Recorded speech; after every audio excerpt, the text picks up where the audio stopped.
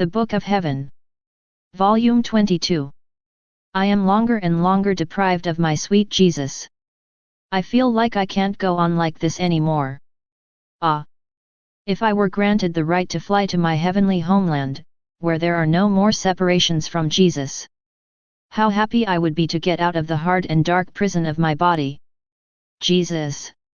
Jesus! How can you not have mercy on me, poor prisoner? How is that possible? You left me without even coming to visit me often in the dark prison where I am. Oh! Jesus! Without you, as it becomes more painful, more gloomy, and more terrible this imprisonment where you have placed me. You told me that I had to stay there out of love for you and to do your will. You also said that you would not leave me alone and that you would come to keep me company. And now? Now it's all over. I don't have. Plus your smile to comfort me. Plus your word to break my long silence. Nor your company to break my loneliness. I am alone, imprisoned and chained by you in this prison. And finally, you leave me. Jesus! Jesus! I didn't expect that from you. As I poured out all my grief, it came out of the inside of me. He kissed me to support me because I was at the end of my strength. Then he said to me, "My daughter, courage, I do not leave you. On the contrary, you must know that your Jesus can perform any miracle, but not that of separating yourself from his own will. If my divine will is within you, how can I leave you? And if that were the case, I would be a lifeless Jesus. On the contrary, it is the infinity of my Fiat that hides me. While you feel the life of my Fiat, you do not see your Jesus who is in him." After which I felt very unhappy. Not only because I was deprived of my sweet Jesus, but also because I had learned unexpectedly the news of the death of R.P. de Francia. He was the only being left to me and to whom I could open my poor soul. How well he understood me! It was to a saint that I could confide in me. And he understood very well the price of everything Jesus had told me about the divine will. He was so interested in it that he insisted on taking all the writings home to publish. I said to myself, Jesus allowed him to take away the writings. This was a great sacrifice for me because I didn't want to. It was only because he was a saint that I had to accept. And now Jesus has taken him to heaven. I felt tortured by the pain, but Fiat.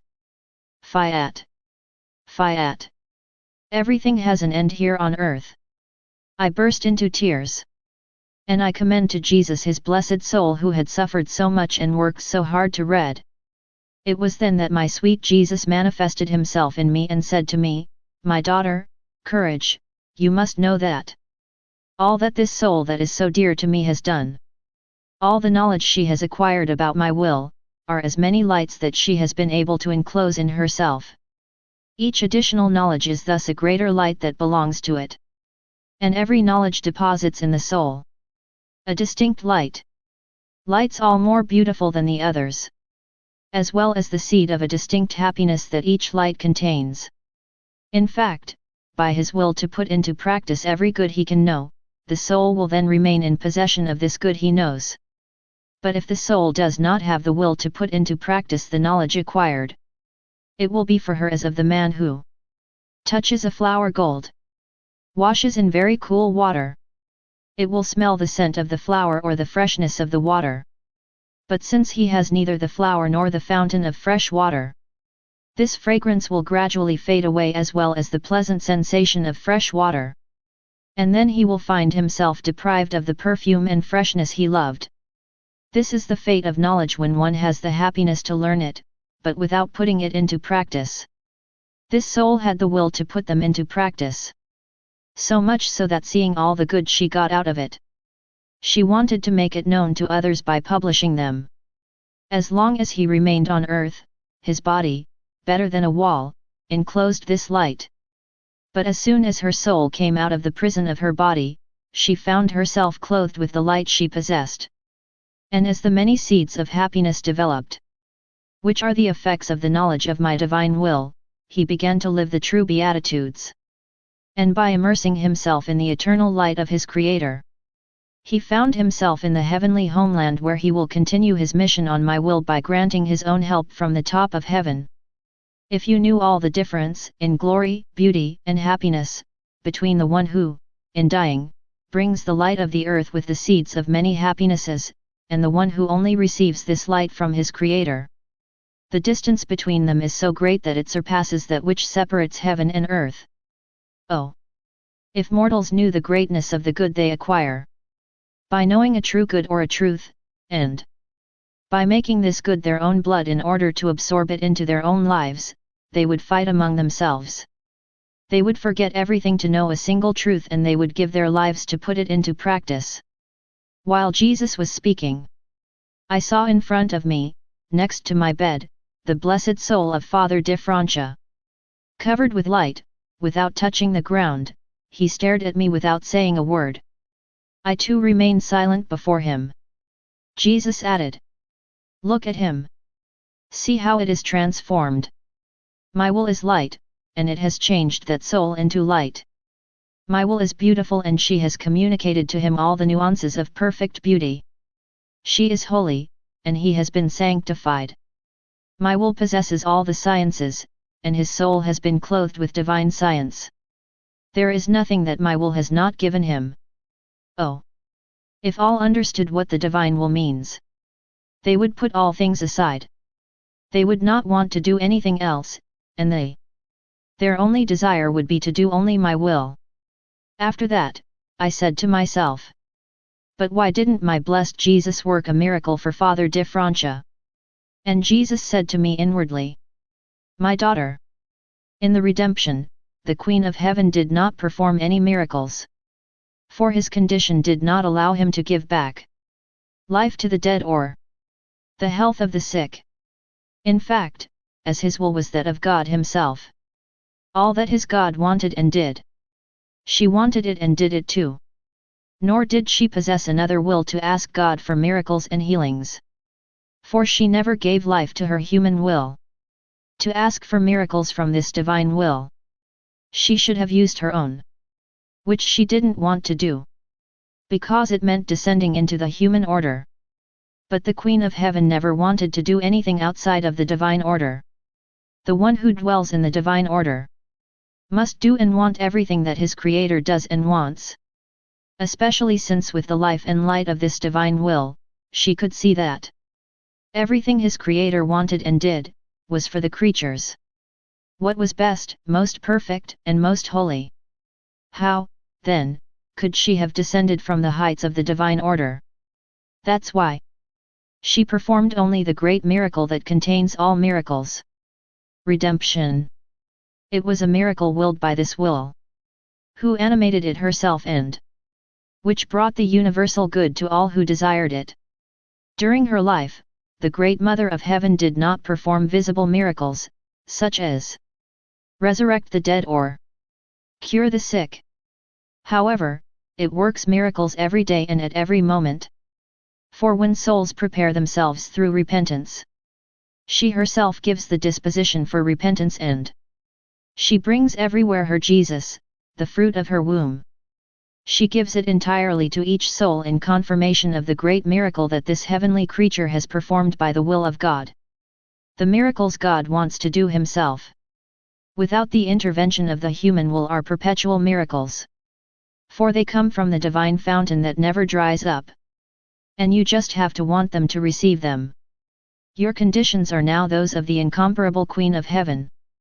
As you must form the kingdom of the supreme Fiat, thou shalt only want and do what my divine will and does, and your will must have no life.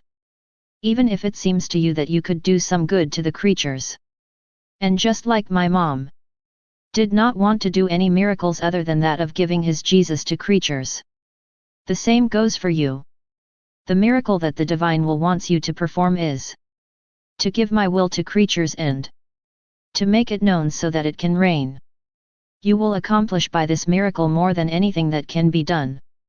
You will ensure the salvation, holiness, and nobility of creatures. You will also banish their bodily diseases caused by the fact that my divine will does not reign. Even more, you will place a divine will in the midst of creatures. You will give her back all the glory and honor that human ingratitude has deprived her of. That is why I did not allow you to do the miracle of healing him. But you have performed for him the great miracle of making my will known to him. And he was able to leave the land in his possession. He is now in the joy and ocean of light of the divine will. And that's more than anything. I followed the divine will. In all its actions. In all that she had done in the order of creation. From the beginning of the world to the present moment. But as I did that, I thought to myself. What has passed is no longer in my power. It therefore seems to me a waste of time to retrace what has happened. My sweet Jesus then manifested himself in me to say to me, my daughter, for the soul that makes my will and lives in it, all times and places belong to him. My supreme will loses nothing of what it does. With its own and unique power, it performs an act and she preserves it in her, intact and wonderful, just as she created it. Thus, the one who lives in my divine will can find in it the order of all the acts she has performed, as if she were doing them at the very moment. And the soul, in union with her, does what my will does. This is all the delight, all the satisfaction and glory of my will. Ses acts sunt eternals. Et la petiesse de la creature qui vit en ma volonté l'éternité en son pouvoir. La creature trouve les actes de son créateur comme s'il les répète avec lui. Elle aime et glorifie les actes éternels de celui qui les crée. In zilya. Un concours d'œuvre. Un concours d'amour et de gloire entre les deux. Consequently, the times of creation as well as the place of the earthly paradise are made available to him. The creature has the times of my incarnation and passion at his disposal. And Bethlehem, Nazareth, and Calvary are not far from her. The past, the distance, does not exist for her. Everything becomes close and present. More than that, you must know that my will gives the soul the unity of all things. My will, being one, does all things in the same way. Thus, the soul that possesses this divine unity contains in it everyone's thoughts, the words, the steps, and the heartbeat of all, as if everything were one. In such a way that my will finds in it all generations and each act of each of them, just as my will finds them in itself. Oh! How easy it is to recognize the footsteps of this chosen creature. It bears the trace of the footsteps of all creatures in its own. His voice contains the notes of all human voices. And, oh! What a wonderful harmony it forms in our will. His beating heart projects as many small flames as creatures that have come into existence. Oh! How it delights us! We have fun with her. It is our dear jewel, the reflection of our work, the image of our life. That is why I want my will to reign in the creature in order to fill it with all its deeds. In fact, when my will does not reign, the emptiness of his actions is formed in the creature. And oh, so terrible can be the emptiness of the divine will in the creature. It is then like an arid land, covered with rocks, without sun and water. Terrible to see. How many are these voids in the creature? And when I see a creature living in my will, I have a party. For I can fill it with all the acts of my will. I was thinking about what I had just written. My Jesus added, my daughter, our love is perfect in all our works. Since it is perfect, we do not lose anything of what we do. Our works therefore serve of triumph, of glory and from eternal crown to our divine being. Everything that is done in the perfection of our perfect love, is not subject to disappear or to lose its completeness or beauty. Quite different is the work of the creature, who does not possess the perfect love of our works. She works and produces her works, but it has neither the virtue nor the space to preserve them in itself. That is why it loses a large number of them, as they lack the love and life of those who formed them. Human works do not have the virtue of remaining beautiful, intact, and forever new, as they have been made. Therefore, with the soul that lives in our divine will, We take pleasure in showing him all our actions, which seem to be all present and in the process of being made. And we say to the soul, repeat our act, so that what we do, you can do it too. In order to put the act of the Creator in common with the creature. It is like the one who has a large number of beautiful things, but keeps them under lock and key in separate rooms. No one knows that he possesses so many things of such diverse beauty. But now a second character wins the favor of the first, gives him proof of his fidelity and is unable to change his will one iota. He conquers the heart of the first who feels his heart melt, because his love for this other pushes him with an irresistible force to show him the property he owns, the variety and rarity of so many precious things. He therefore opens the secret chambers to her and tells her, my love is divided. If I do not make you participate in my secrets, if I don't let you see what I have, so that together we may possess and enjoy them. These things seem all new to the second character, for he had never seen such things. But for the first, they were old. This is what happens with the one who lives in our will. The doors are open. Our secrets are revealed.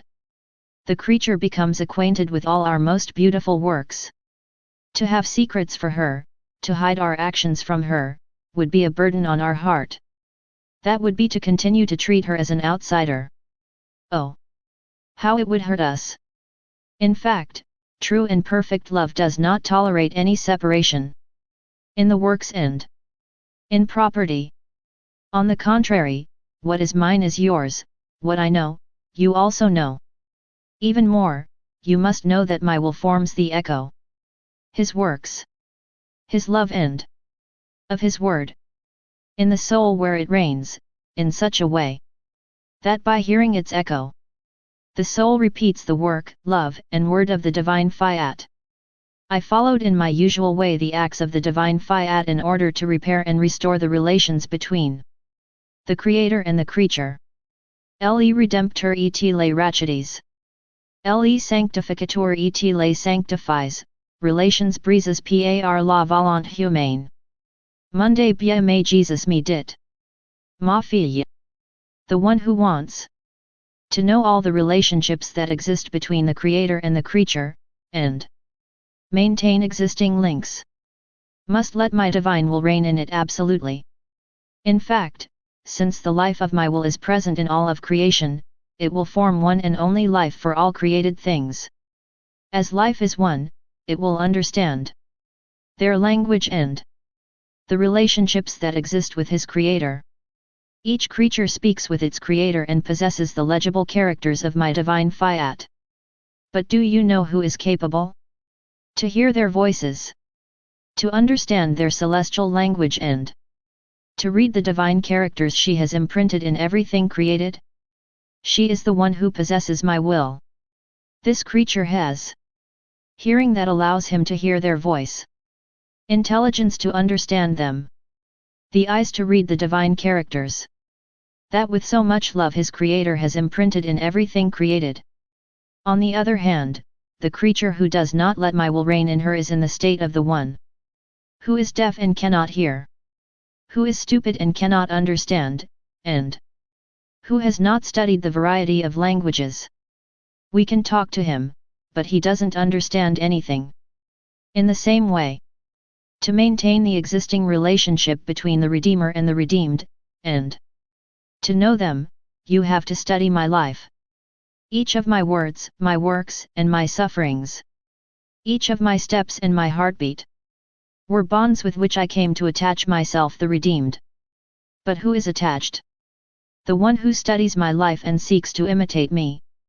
By imitating me, the creature remains attached to my words, to my works, in my footsteps, etc. tags. She receives their life and she will have hearing to be able to listen to all my teachings, the mind to understand them and the eyes to read all the characters printed in me when I came to redeem humanity. And if the creature does not do this, the characters of the redemption will be illegible for her. It will be a foreign language for her. the relationships and bonds of the redemption will not be in effect. The creature will always be the blind man born of all our possessions of which we wanted to enrich it. And the one who wants no end. Receive all bonds and relationships of holiness, must love the Sanctifier. The Holy Spirit lays His flames on the path of the one who truly loves. He binds it with the relationships of His holiness. Without love, there is no holiness. Because the bonds of true holiness are already broken. My Jesus kept silent. But I remained immersed in the supreme Fiat. Then my beloved God added, "My daughter, he who lives in my will sees light. The light is thus made that the one who sees it rejoices in it. Others can also see it and rejoice in it. So it is for my will. By giving oneself to the soul as light and by putting it on completely. My will, without leaving the one who possesses it. It is transported entirely outside and illuminates every thought of the creature. She carries her word outside and illuminates the words of others. She carries out her works and her steps, and illuminates the works and they, not others. Light possesses true and perfect ubiquity. Being one, it has the virtue of transporting itself outside, for all those who want. Enjoy it and see it. Isn't the sun one? And yet, how many can see and enjoy it? Much more the sun of my will, which the soul sees by filling itself entirely with its light. Although this sun is one, he possesses the virtue of transporting himself outside for every word, every step, etc. It forms the enchantment of its divine light. I felt my poor mind as fixed in the center of the supreme Fiat. Revolving around this center, I was spreading myself in all his deeds. I embraced all creatures and all things in the infinity of his light.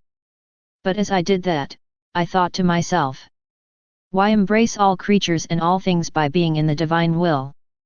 My sweet Jesus, manifesting himself in me, said to me, my daughter, my will is everything. There is nothing that does not receive life from her. There is no place where she is not present, no good that does not come from her. Everything belongs to him. It all depends on her.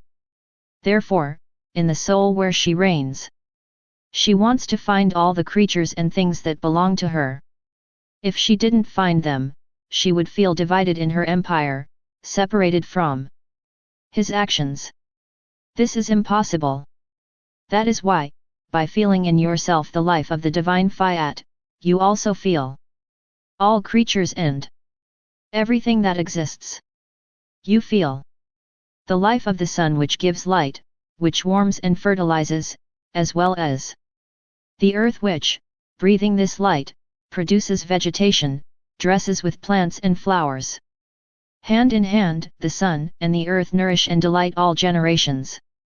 This is my will, which gives life to the sun, who makes the earth breathe to acclaim the whole creation, making the bird sing, frolicking, and bleating the lamb, and everything that happens in the universe.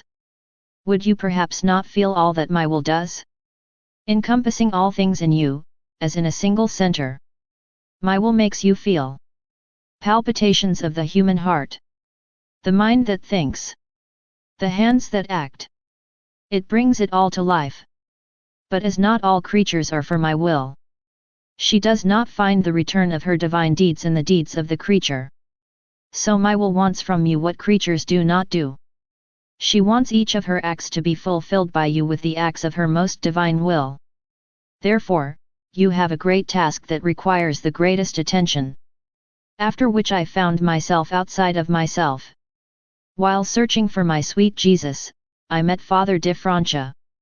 He was all joyful and he said to me, "Do you know how many wonderful surprises I've found? I didn't think it would be that way when I was on earth, even though I thought I had done the right thing by publishing the Hours of Passion. But the surprises I found are wonderful, delightful, of a rarity never seen before. All the words of our Lord's Passion have been transformed into lights, all more beautiful than the others all intertwined. And these lights intensify as the creatures make the Hours of Passion, so that other lights are added to the first. But what surprised me the most?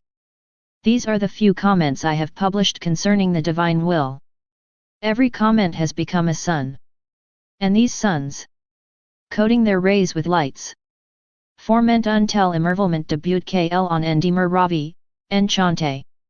You can't imagine my surprise when I find myself in the middle of these lights and suns. How happy I was! I thanked our Most High God, Jesus, who had given me the opportunity and the grace to do this. You too, thank Him for me. I was stunned to hear that. I prayed to the divine Fiat, desiring that the blessed also take part in it. My kind Jesus said to me, my daughter, even if the soul does not place this intention, everyone participates in everything that is done in my divine will. Much more so the blessed who live in the unity of my divine will. My will has its current everywhere. With its unifying force, it brings to all, as an act of its own, all that the creature does in it. But there is one difference. If the soul that acts in the divine will on earth places the intention to give special glory to those who live in the heavenly homeland, the blessed hear that they are called from heaven, in the unity of my will, by the one who wants to delight them and glorify them even more. They look at this soul with so much love and pleasure, that they extend their special protection over it. On the other hand, the soul that does not act in the unity of my Fiat, remains at the bottom, because it does not have the strength to go up. His works have not, nor the strength to communicate, nor that of rising. The currents are closed and empty of light. If you knew the difference between the soul that operates in the unity of my will and the one who works outside, even doing good, you would not do anything outside of my will, even at the cost of your life. Then, looking lovingly into the depths of my being, he added, my daughter, I came to see and examine the properties of my love, which I have deposited in your soul, to know if they are all in order and intact, as I placed them there. Then, after looking all over me, he disappeared. I felt oppressed and all destroyed in myself, good for nothing. It happens so often that the privations of my beloved Jesus make me incapable of anything. On the one hand I feel them distinctly that lacerate my soul. On the other hand they leave me dazed, petrified, as if I were lifeless, or I only felt life to feel like I was dying. Oh! My God! What sufferings they are without mercy or mercy! To live in the nightmare of suffering, which imposes on me an infinite, eternal, and immense weight. I have no place to go or anything I can do, so as not to feel the enormous weight of this terrible pain. So I said to myself, I'm no longer good at anything except feeling the weight of the great misfortune of being without the one that everyone else seems to possess. It was to me alone that this suffering, so painful, of not possessing my life, my all, my Jesus, was reserved. Ah! Jesus! Return to the one you have wounded and delivered to the suffering of the wound that you yourself inflicted on her. And why also keep me alive when I'm no longer good at anything? But as I poured out my sorrow, my Most High God, Jesus, manifested Himself in me and, holding me close to Him, He said to me, my daughter, the earth, created by God beautiful and fertile, with a bright sun that illuminated and delighted her, became stony and filled with thorns because of sin. The human will drove out my sun, thick darkness covered it. I'm keeping you alive because you have to remove all stones from the earth and make it fertile again. Every act of the human will was a stone covering the beautiful earth I had created. Every venial sin has been a thorn, every grave sin has been a poison. Every good deed performed outside of my will has been like sand spread on the ground, which, by completely invading it, prevented vegetation. Even the smallest plant or a few blades of grass that could grow under the stones. But now, my daughter, each of your acts performed in my will must remove a stone. How many acts are needed to remove them all? And never giving life to your will, You will recall the resplendent rays of the sun of the supreme Fiat so that it shines on these dark lands. These rays will recall the powerful wind of grace, who, with authority, will stir all this sand. This sand, that is, all this good done not to do my will, neither in it, nor out of love for me. This good accomplished to gain human esteem, glory, and self-interest. Oh! How much is the weight of this apparent good heavier than the sand that prevents the vegetation of souls and makes them sterile to the point of inspiring pity. Then, the sun of my will, with its fruitfulness, will change the thorns into flowers and fruits. The wind of my grace will be the counter-poison that will pour life into souls. So you must be convinced that I am still keeping you alive in order to reorder the work of creation. Just as a human will, by placing itself outside of mine, brings disorder everywhere to the point of changing the face of the earth. In the same way, another human will that enters mine must, by his incessant and repeated acts, reorder all things and to return to me the sweet enchantment, harmony, and beauty of the early days of creation. Don't you feel in yourself the greatness of the field of action? And as if you were returning to earthly Eden where my divine will celebrated the first acts of man and enjoyed with him the beautiful and fertile land she had given him, I call you to link these first acts and make you travel through all the lands invaded by the human will, so that by embracing all times, you may help to remove the stones, thorns, and sand with which the human will has reduced these lands to a state suitable for inspiring pity. So my poor spirit went back into the divine will to Eden, to enter into the unity of this single act which can only be found there, and to go down in the very last times, so that my love, worship, etc., may spread at all times and at all places, on behalf of everyone. But as I thought and did that, I thought to myself, what foolishness I am saying. I hope, in the last times and with the grace of God, to find myself up there in the heavenly homeland. How will I be able to love in time, while being in eternity? My sweet Jesus, manifesting himself in me, said to me, everything that is done in my will has a continual life, because everything that is done in it originates from the love of the Creator. Equal is not subject to end. He loved and will always love. No one can interrupt this love. Also, he who loves, who worships in my will, only follows this eternal love. This perfect worship of the divine persons which has neither beginning nor end. Entering into my will, the soul penetrates into the middle of our actions and continues to love with our love, to worship with our worship.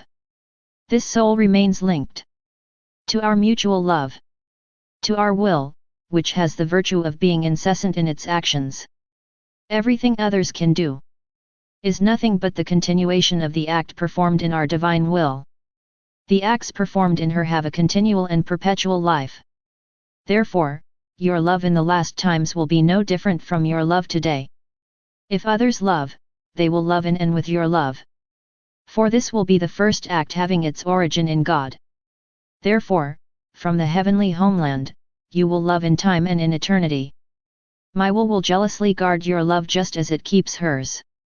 Wherever it spreads and wherever it has its life, my will make you love and worship. For the soul that lives in my will, all his acts have as their beginning and end all the divine acts, our very way of acting. Thus, the soul does nothing but follow what God does. The sovereign queen, who lived the perfect life in the palace of our will, had no other love than ours, no other worship than ours. All his actions can be seen merged into ours. For what in our actions is nature, in it is grace. Since his actions did not have their origin in his will but in ours, it has primacy over all acts of creatures. Par consequent, si2 amaze, la reine du ciel à la primati sur ton amour. Tu suis son amour tout comme tu suis le notre. Et nous et la grande dame continuons à aimer dans ton amour. ILNEST in Z portout CEK2 per faire dans notre volonté. In Z, lorsque tu viendras dans la patrie céleste, ton amour ne quittera pas la terre. Mais continuera à aimer en chaque creature. Par conséquent, même à partir de maintenant. Monde divin fiat te fait attendre son amour jusque dans le passé, le présent et l'avenir. It gives you the right to extend your love everywhere and in all times. He may never stop loving. This is the great difference between the soul that lives in my will and the soul that lives outside. I was doing the usual round in the divine fiat. I was going through the whole of creation and I said to myself, how much light and warmth must the Creator have if he was able to release so much by creating the sun? Oh!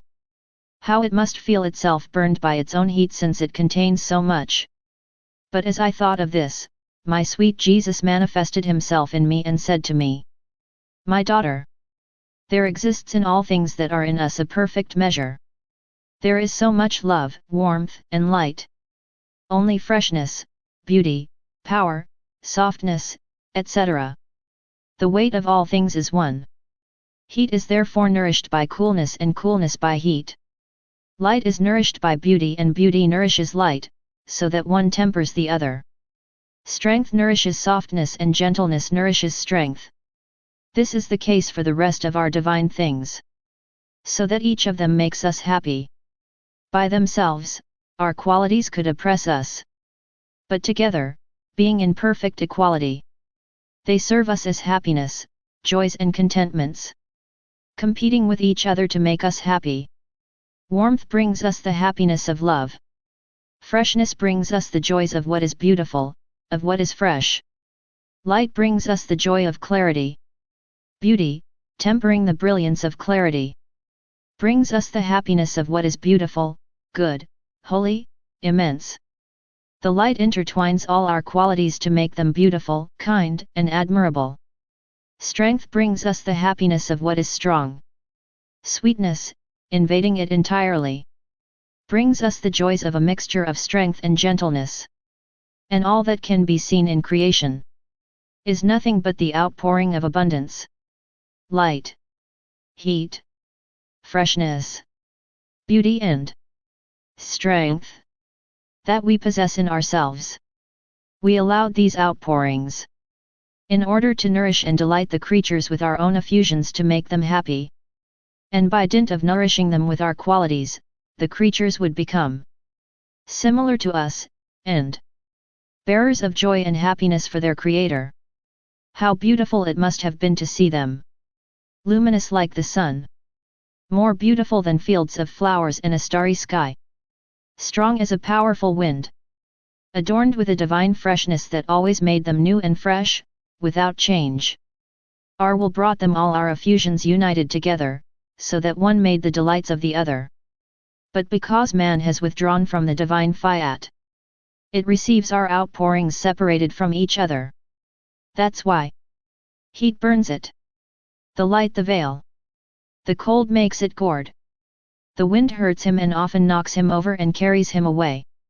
No longer seeing in man, nor the facsimile of their Creator, nor the bond of union with the divine fiat. Our qualities act separately on him. He no longer receives the happiness they contain when they are united. That is why, with my will, the creature would have been the happiest of beings. She is the most unfortunate there is. I continued my flight into the divine will. I was soaring above every thought and every act of the creature, over every plant and every flower, flying over all things. I printed my I love you and I asked that the kingdom of the divine fiat come. As I did this, I thought to myself, what a long story in my poor mind. It seems to me that I can't get out of it either. I have to retrace all weather, all locations, all human acts, even plants, flowers, and all that is, to print on them. And I love you. And I adore you. I bless you. Thank you. And to ask him for his kingdom. But as I thought that, my sweet Jesus manifested himself in me and said to me, my daughter, Do you think you are the one doing all this? No, no. It is my will, which traces all her deeds that she performed in creation, which adorns every act, every step, every thought, and every word, with his I love you. And this I love you runs through every act and every thought of every creature. She who is in my will feels this love of God spread everywhere. His love is hidden in plants and in flowers, and even under the ground in their roots. But the earth is unable to contain this love. God finds it to adorn the plants and flowers with his I love you, to manifest his ardent love for creatures. And when my will reigns in souls, she wants to continue her I love you in creation, and she therefore calls you to pursue her eternal love. Calling every thought and every act as well as every element created, she says, and makes you say, I love you. And by his very will, God makes you ask for his kingdom in order to unite it again with creatures. What an enchantment, my daughter! To see your I love you united with those of my will flow in every thought and every act of the creature and ask for my kingdom. To see this I love you flow in the force of the wind, extend into the rays of the sun. To be heard in the murmur of the sea and the roar of the waves, to imprint on each plant and rise with magnificent adoration in the scents of flowers. And, in a voice more than trembling, to hear repeat I love you. In the soft flicker and sparkle of the stars. In short, everywhere in the universe. The creature who does not live in my divine will does not hear this language of my eternal love in all his deeds and in all things created. But the one who lives in her feels called to love as many times as her Creator loved her. And all things speak with holy eloquence of my love. What ingratitude, if the creature did not follow the love language of my eternal Fiat. I was thinking about the fact that I wasn't doing anything great to glorify my beloved Jesus. He, manifesting himself in me, said to me, my daughter, I don't look at what you do externally, but I look to see if the fountain of your interior is filled with my love alone, and so that it overflows into your external acts in such a way that they too are adorned as of a celestial dew, by the fountain of my love that you contain within you. So my gaze is always fixed on your interior. If my love, united with my divine will, always whispers in you, you are always beautiful in my eyes. Beautiful if you pray. Beautiful if you work and if you suffer. Beautiful if you take food, if you talk, if you sleep. You are always beautiful to me. In each of your actions, whatever you do, you receive a new shade of beauty from my will, so as to make you appear more beautiful to me. And my love grows in the fountain of your soul, so that your external deeds breathe my love, more than air. And exhale perfumes that are so pleasant to me, that bring me so much pleasure, that I make in you my delights. I continued to think of the divine will and surrender myself in it. My sweet Jesus added, my daughter, for the creature who lives in my will, everything becomes my will. In all that she does, touches and sees, she touches, sees, and does my will. If she thinks and lives in my will, she will feel the holiness of the intelligence of the divine will put on it and flow in its spirit. If she speaks, she will feel the sanctity of Fiat in her word, that Fiat that, when he speaks, creates. Whether she works or walks, she will feel the holiness of divine works and the footsteps of the eternal Fiat flowing in her works and in her steps. If she also sleeps, she will feel in her the eternal rest of her Creator. Everything will compete to bring him my will. The sun with its light. The wind with its freshness.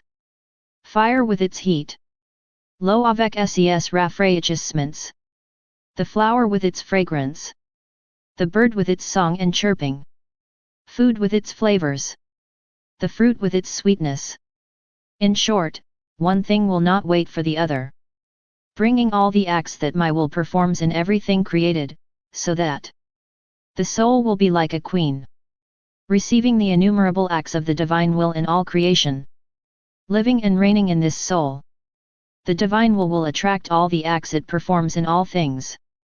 A sweet enchantment will form in the pupil of his eye, to make him discover in all things this divine will. who runs to the soul by so many different paths so that it becomes the entire will of God. After that, I said to myself, while I make my round in the whole creation, to follow the deeds of the Supreme Will, I feel a light coming out of me. How is it that even if I don't see my beloved Jesus, it still tells me some truths about the divine Fiat? My sweet Jesus, manifesting himself in me, said to me, my daughter, the same thing happens in you as when a container is filled with water or another liquid. When a piece of bread is placed there, the water overflows and flows all around. Or as with the sea, the wind lifts the waters and forms waves, as if it wanted to make everyone see the waters of the sea. This is what happens with you. Your entry into the acts of my will, into your round, is more than the piece of bread immersed in the container full of water and more than the wind that raises the light of my will, which, rising, overflowing around you, by speaking to you in his language of light, she tells you about that very light that you are filled with. By wanting to make known, through its waves of light, who it is, what it can and what it wants to do. By placing the wind of your deeds in my will, its light starts moving, forms waves of light at the point to overflow out of you and to make known, not only to you, but also to others, its waves of light, that is, its truths. All that I have manifested to you concerning my will was also said to the Queen of Heaven. For she did nothing but make my will rise for, draw its manifestations from it, know them, possess them and love them more than one's own life. But they did not overflow outside of herself, they remained within her. For she did not have the mandate to make known my divine will. That was not his mission. That is why she kept in her heart the smallest truths as well as the greatest, such as precious relics, sacred deposits. She was waiting for you, who was to have a very special mission, in order to also administer his wind to you, that you may raise the waves of light of the divine will so that, overflowing around you, the Queen of Heaven may have its share and participate, to make my will known. My adorable Jesus is hiding more and more, and even when I write, I no longer feel its light as I used to, almost until today. His light whispering to me the words about what he wanted me to write. For a single word he said to me during the little visit he made to my soul. He then whispered so many words in me when I wrote, to the point of hearing his very soft voice echoing on my lips that I couldn't write them all down. And now, everything is a fight. Everything requires effort. Everything is poverty of light, of words, of necessary terms. My poor eyes are weighed down with sleep. I have to make incredible efforts to write a few lines. And these efforts exhaust me. They weaken me so much that I can't go on. Oh! How I miss the one who was for me word of light, blower, master.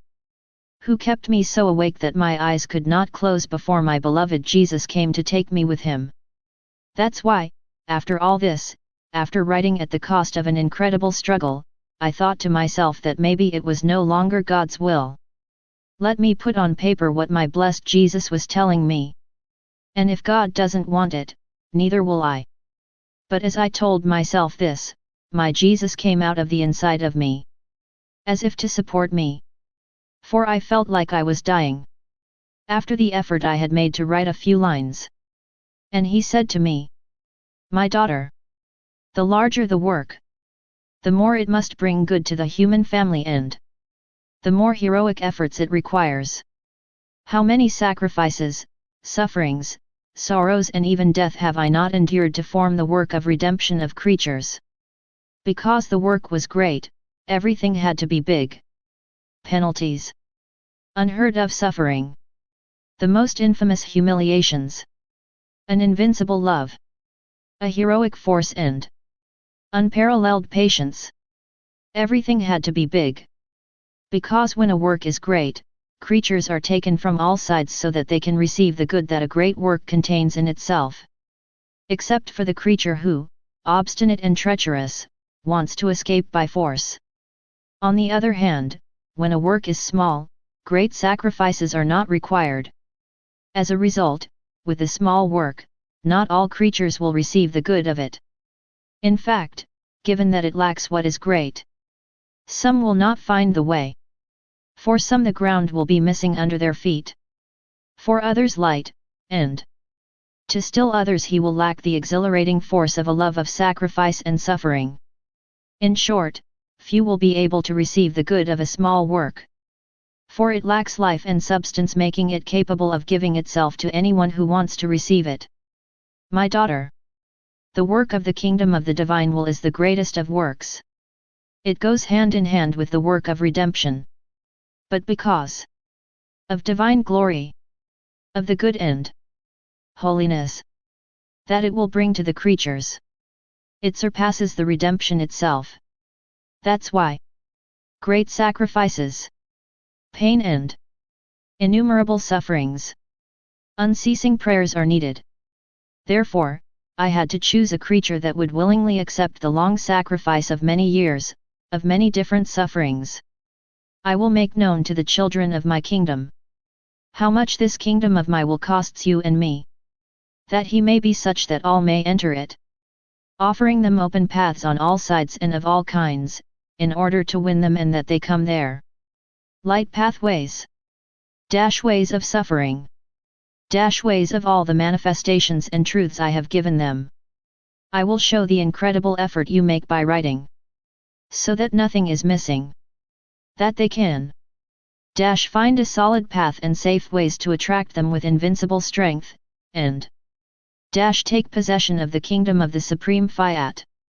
When human generations have all the knowledge on the divine will, on the great good of my kingdom, and that they will know the duration of the sacrifices endured by the person who requested it. My knowledge and your sacrifices, united together, will be powerful magnets, irresistible prods, the incessant calls, penetrating light, deafening voices. Who will make these generations deaf to anything else, who will leave them only the ear to hear the sweet teachings of the divine Fiat, and accept a kingdom demanded for them at the cost of so many sacrifices. There is therefore much to do and suffer to form a great work. And everything is necessary. What appears to you as meaningless suffering may be for others a voice that inspires pity, so that, moved by this voice, they will recognize that it would be too ungrateful not to accept such a great good that has cost us so much because of them. Also, you have to let me do it and let me do what I want. I was doing my thanksgiving, for I had received Holy Communion. I thought in myself that I wanted to offer it to all the inhabitants of heaven, to every soul in purgatory, to all those who live and will live. And not only to them, but I wanted to give my sacramental Jesus to the starry skies, to the fields of flowers. In short, to everything created, so as to restore to him the glory and triumph of his works. But when I said that, I thought, more nonsense. How can I form so much of Jesus? That's impossible. And my sweet Jesus, manifesting himself in me, said to me, my daughter, in the sacramental host there are the little accidents of bread. Your Jesus hides in them, alive and real, and as much of Jesus as there are hosts. In the same way, there are in the soul the accidents of the human will, which are not subject to be consumed as the accidents of my sacramental life, and therefore happier and stronger. The Eucharistic life multiplies in the hosts. My divine will also multiplies my life in every act of the human will which, more than an accident, lends itself to the multiplication of my life.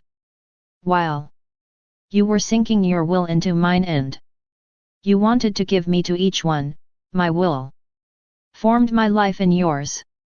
Of his light produced my life to give me to each one. Oh! How happy I was to feel that the little girl of my will formed so many of my lives in the accidents of her will to give me, not only to animate creatures, but also to all the things created by me.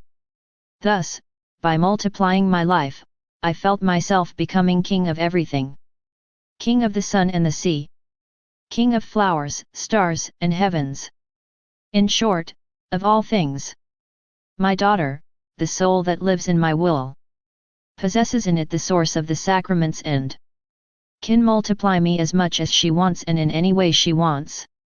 After which, as I had doubts about the last sentence I had written, my Jesus added, my daughter, the sacraments came out of my will like many small fountains. It is from my will that I brought them out, keeping in it the source, from where these fountains continually receive the goods and fruits contained in each of them. But the sacraments act according to the dispositions of those who receive them. Also, due to a lack of disposition on the part of creatures, the fountains of the sacraments do not produce the great goods they contain. They often pour out their waters, but the creatures are not washed.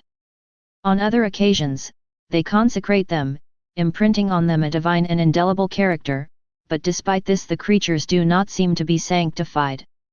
Another fountain gives birth to the life of your Jesus continuously. They receive this life, but neither its effects nor the life of your Jesus can be seen in them. Thus, each of the sacraments has its suffering, because they do not see their fruits and the goods they contain in all creatures. For the one who lives in my will, and lets her reign as in her own kingdom, since my divine will possesses the source of the sacrament, is it any wonder that the creature that lives in her possesses the source of all the sacraments, with all the effects and goods they contain? And as she receives them from the Church, she will feel that it is food that it possesses, but that she takes, to give complete glory to these sacraments of which it possesses the source, and to glorify the very divine will that instituted them. For in her alone will be the perfect glory for all our works. That is why I look forward so much to the kingdom of the Supreme Fiat. For he alone will establish balance in all things. He will give the creatures all the goods he wants, and he will receive the glory they owe him. I was doing my round in the divine will. My poor mind was going around all the things created. I was printing my I love you up to the highest peaks and in the deepest valleys, in the darkest abyss of the earth and deepest of the oceans. Everywhere, in short. My poor spirit, in doing this, was tortured by the deprivation of my sweet Jesus. My poor heart was tormented. For no matter how much I called him with my love, I could no longer find him. Oh, Lord! What suffering! And I thought to myself, how is it possible that Jesus no longer listens to me? That as I fill heaven and earth with my I love you, none of my I love you doesn't reach him to hurt him? Feeling my wound, my torture, my torment, feeling my very pains, he would decide to no longer feel them, to let herself be found by the one who longs so much for her presence? Ah! Jesus! How much it costs me to have known you and to no longer possess you, to love you and no longer be loved in return. These are indescribable sufferings, there are no words to express them. At that moment, my sweet Jesus manifested himself in me. He burst into tears. His sobs were so loud and they echoed so penetratingly in my body's ear that I began to cry with him. Then he said to me, "My daughter, how can you believe that I am far from you? Each of your I love you was one more wound in my heart that made me say, my daughter, you make your I love you resonate everywhere for me. From the mountains, the valleys, the sea, the fields of flowers, the sun, from everywhere. And hidden in you, I repeated, I love you, my daughter. But I felt stung when you thought I wasn't giving you back your love. This is impossible, my daughter. Not loving in return is not in the nature of your Jesus. I am not capable of that either. And if I am hidden in you without revealing myself, it is my justice who hides me and who wants to punish the people by heavy scourges. Oh! How many of these scourges will melt on earth and of all kinds? For they greatly irritate my justice. I hide from you so that she can take her course." After saying this, he fell silent and disappeared. I felt so bad that I couldn't stop crying. Later, he came back and told me, "My daughter, the triumph of God is the human will operating in the divine will. This is his victory, to make what came out of him return to him, to his will. When it operates in it, the soul extends within the divine limits and his actions take place in all that is eternal. It is true that my will is everywhere. There is not a point that can escape him. But where does it exercise its power, its divine operation? In the soul that lives in her. The soul that lives in my will gives him the opportunity to do new works. It allows her to bring out the beauty and holiness she possesses within herself. What happened in creation happens. Our being existed ab eterno. But nothing could be seen outside of ourselves before creation. Because all our operation, our wonders, and our beatitudes were operated on within ourselves. But when our divine being wanted to operate outside of ourselves, our will had the opportunity to operate and it produced the entire universe. With so much sumptuousness, order, and harmony, that it is admired by all generations and that it constitutes the triumph and victory of our Supreme Being. The same goes for the soul that lives in our will. By its operation, the soul gives my will the opportunity to form more works worthy of it. The soul is therefore our continual triumph and the pursuit of our works. It maintains the divine attitude. Thus, while forming our triumph and victory, the soul triumphs and conquers the divine will. Consequently, both see themselves victorious, God and the smallest of his creatures. Do you believe that it is nothing but the smallest of creatures? Cries out for victory. Operate a divine will, and conquers it. After which my poor spirit continued its round in creation in order to bring before the Supreme Majesty all the acts that the divine will performs in everything created, and all acts performed by it. In the Sovereign Queen and in the most holy humanity of our Lord. Bringing all things together, I carried them as so many newborns in the divine will, all worthy of a God 3 times holy. It seems to me that only the works of the divine will can pay the most beautiful homage, and which are worthy of a God. At that moment, my sweet Jesus manifested himself in me and said to me, "My daughter, how all the acts performed in my divine will are admirable, harmonious, well ordered between them and of rare beauty. They are our divine army which, arranged around our Supreme Being, forms our glory, our defense, our endless happiness. What comes out of the divine fiat bears the divine seal. As these acts come out of it, better than our legitimate children, they never lose their lives. If you never give life to your will, you too can be called an act of the divine will. As an act of the divine will, you will come to acquire the right over all its deeds. You will take your place in our army. You will be our rightful daughter, and as a sister of all acts of our will, you will have the power to unite them all together, to bring us the glory and happiness of all the acts of the eternal fiat. What a difference between an act of the divine will and one that is not. An act of the divine will can be a sun, a sky, a sea of eternal love, an endless bliss and happiness. What can an act of my will not do? My will is eternal and makes his deeds eternal. She is an immense light and all her acts have a fullness of light. There is nothing in her that does not put on her deeds. On the other hand, the act that is not of the divine will, oh, how different it is! He cannot take his place in the divine army. He will not be able to communicate joys and happiness. His light will be so dim that he will hardly be able to see himself. And as good as they may be, because they were produced by the human will, these acts will be as fumes that the wind disperses, or flowers that wither and die. What a difference, my daughter, between the two! I continued to live all abandoned in the divine fiat, following his countless deeds. My sweet Jesus, manifesting himself in me, said to me, "My daughter, the one who lives in my will has the size, the capacity to contain within himself all the acts of God, thus becoming the depository of the divine will. That is why God finds himself entirely in this soul with all his deeds. Therefore, everything is sacred in her. Everything is holy. Everything is light and beauty. It has a perfect balance, a divine order. I find in her the glory of my holiness, of my light, of my rare beauty. I look at it and I find it. My reflections. My dearest image created by me, as desired by me. In the excess of my love, I repeat incessantly. How beautiful you are! My will has enclosed in you all things. Creation is a pale image of you.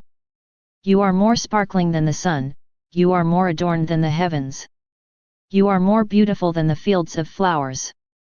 You are all beautiful because the power of my divine will clothes and nourishes you. It is your life. After a while, he added. My daughter, when the soul prays in my will, all things and all created beings are on guard. Suspend all activities. Are silent. While carefully admiring the act performed in the divine will, altogether they follow prayer. The power of this prayer calls for and commands everything. In such a way that everyone does the same thing. If all other prayers were to unite, to compare itself to a single prayer made in my will, it would surpass them all.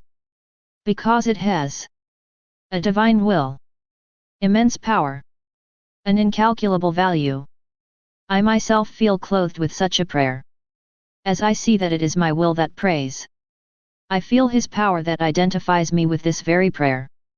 That is why, if graces are not obtained by the prayer made in my will, universal and divine prayer, if divine justice is not appeased and if the plagues continue to melt on the earth, it means that it is the will of God.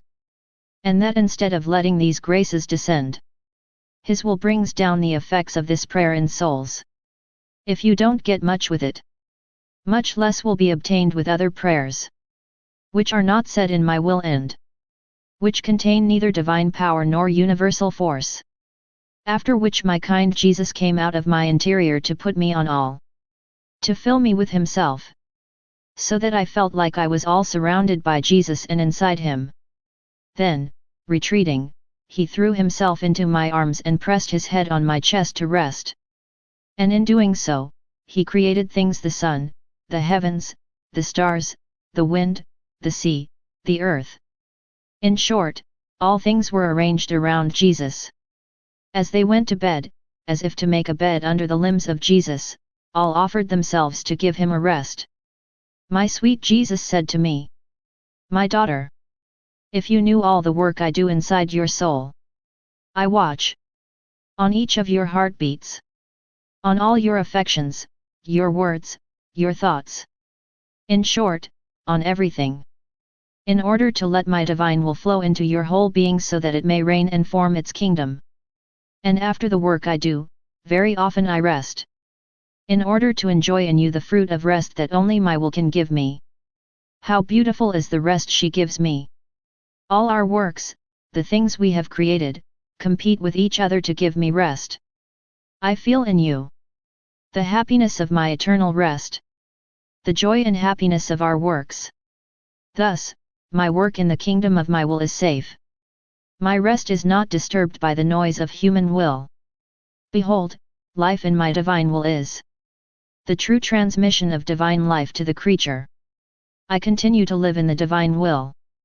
Since my sweet Jesus often deprives me of his kind presence, I ask for the help of the Sovereign Mother, the angels, and the saints to come to rescue me and lend me their love, their adorations. That I may do from earth what they do in heaven, and that my Jesus, attracted by the very love of heaven, may come to his little exile, the one who desires it so much. But, indifferent to my harsh martyrdom and as if he despised my sighs and desires, instead of feeling sorry for me, he escapes me, perhaps just looking at my terrible condition from afar. Ah! Perhaps by feeling in me the love of heaven that he loves so much, he will come and leave me alone and abandoned for so long. But as I told myself this nonsense, my sweet Jesus, my dear life, came out of me. He hugged me, and he said, "My daughter, it is true that I love the love of heaven, but even more so that of earth. The love of the land is always new to me. These are new gains that I am making, a new glory. On the other hand, I still possess the love of heaven. No one can take it away from me. He is all mine. But I am in the process of acquiring that of the earth. I often lose the new gains I should make because souls don't always give me the love and glory they should give me back. You should know that. When souls die in my grace, they are confirmed in the nature of love, in the nature of glory and in the life of the divine will. Thus, in heaven, everything is nature in the blessed. They therefore give me nothing more. Rather, it is I who give them, constantly, these continual acts of joy, of happiness and of beatitudes, forever new and eternal. That is why I have my eyes fixed on the earth, as if I were putting all of heaven aside. For heaven belongs to me. And I fix all my attention on the soul, who lives in exile and who, although not possessing the nature of heaven, wants to give me new gains of love, glory, and adoration. If you knew, as your love flies in my will, as it rises between heaven and earth, your love takes on all the things created, even opening a breach in heaven, wherever my divine will extends. He gives me the new possession of the creature, who let himself be clothed by the power of my supreme fiat. As the possession of love reaches me, she prepares a new one, that of glory.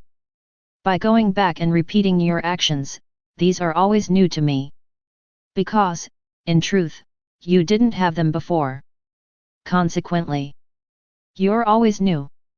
In love, in adoration and in the glory you give me. Because, echoing in you, my will communicates to you this new act that it possesses by its own nature. In heaven I give to all the blessed this act. New. Never interrupted. Of unspeakable joys and contentments. You are destined to give it to me from the earth, in the light and power of my will. Therefore, be careful to continue its fast flight. My beloved Jesus continued to deprive me of him. I felt very oppressed. I told myself that everything fell on me, and many other things that I think it is useless to put on paper. My kind Jesus, placing his holy hands under my shoulders as if to take me in his arms, said to me, "My daughter, how heavy you have become. Don't you know that oppression weighs down the soul? That if I want to take you in my arms, I must make an effort to lift you up? My will, on the other hand, removes the weight of nature, its light, by repelling the darkness of what is human, makes it light and capable of any sacrifice, giving it the wings of love. It gives the soul the first qualities of the heavenly homeland. Who does not know neither oppression nor darkness, but the light of a day without sunset and a joy that has no end? Also, what would you say if you heard the sun telling you, 'It's all over. I am no longer a sun, because my Creator does not continually add light to me'? I think you would answer the sun, 'I always see you, sun. For your Creator has not taken anything away from the light he has given you. At most, if he had continued to add light to you, would you have been stronger and more sparkling?' This is also what I answer you. You are always sun, because the sun of my will and the knowledge you have of it reigns in you more than light.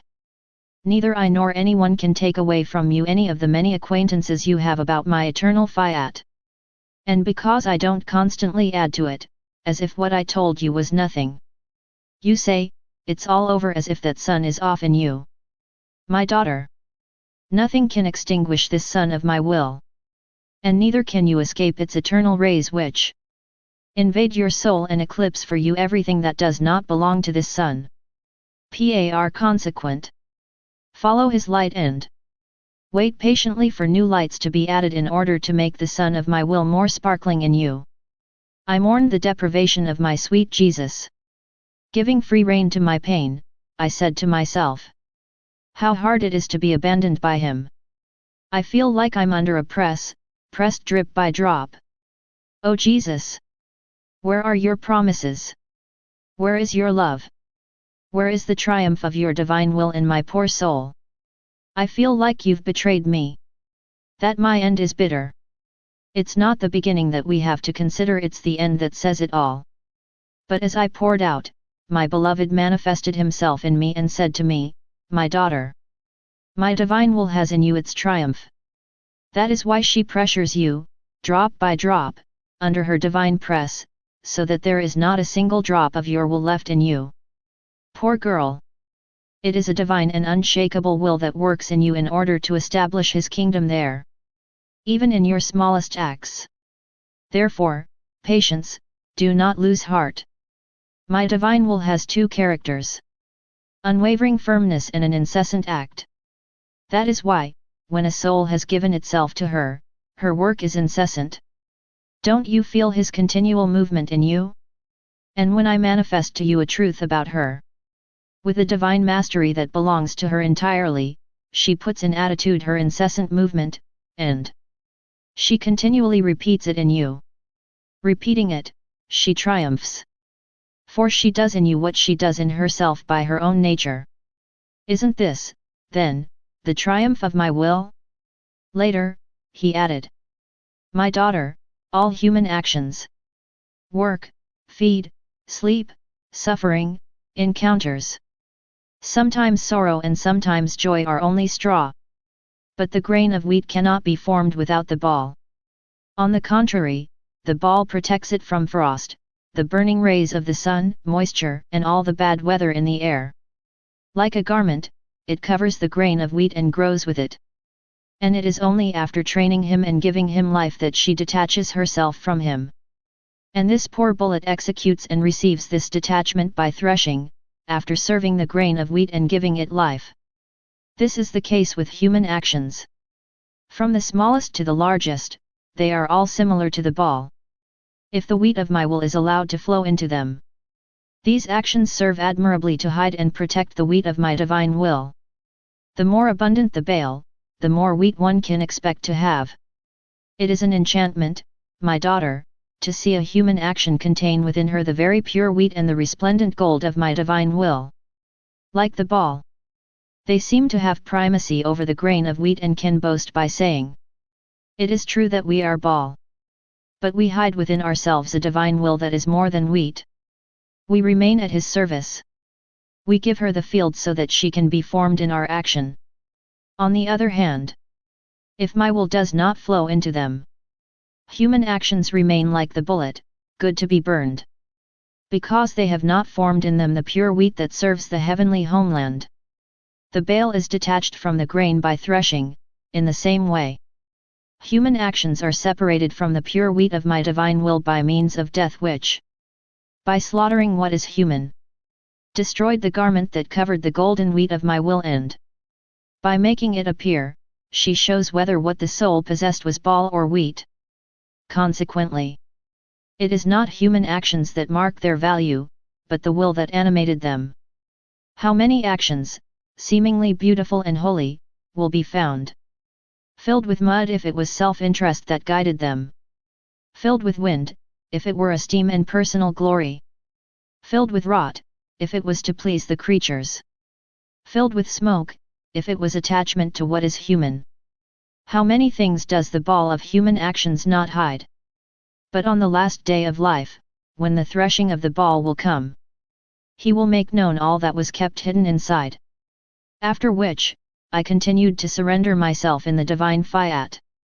My ever-kind Jesus, manifesting himself in me, said to me, my daughter, the human will has made man like a cracked factory which is collapsing. Man did not have the virtue of being able to repair himself.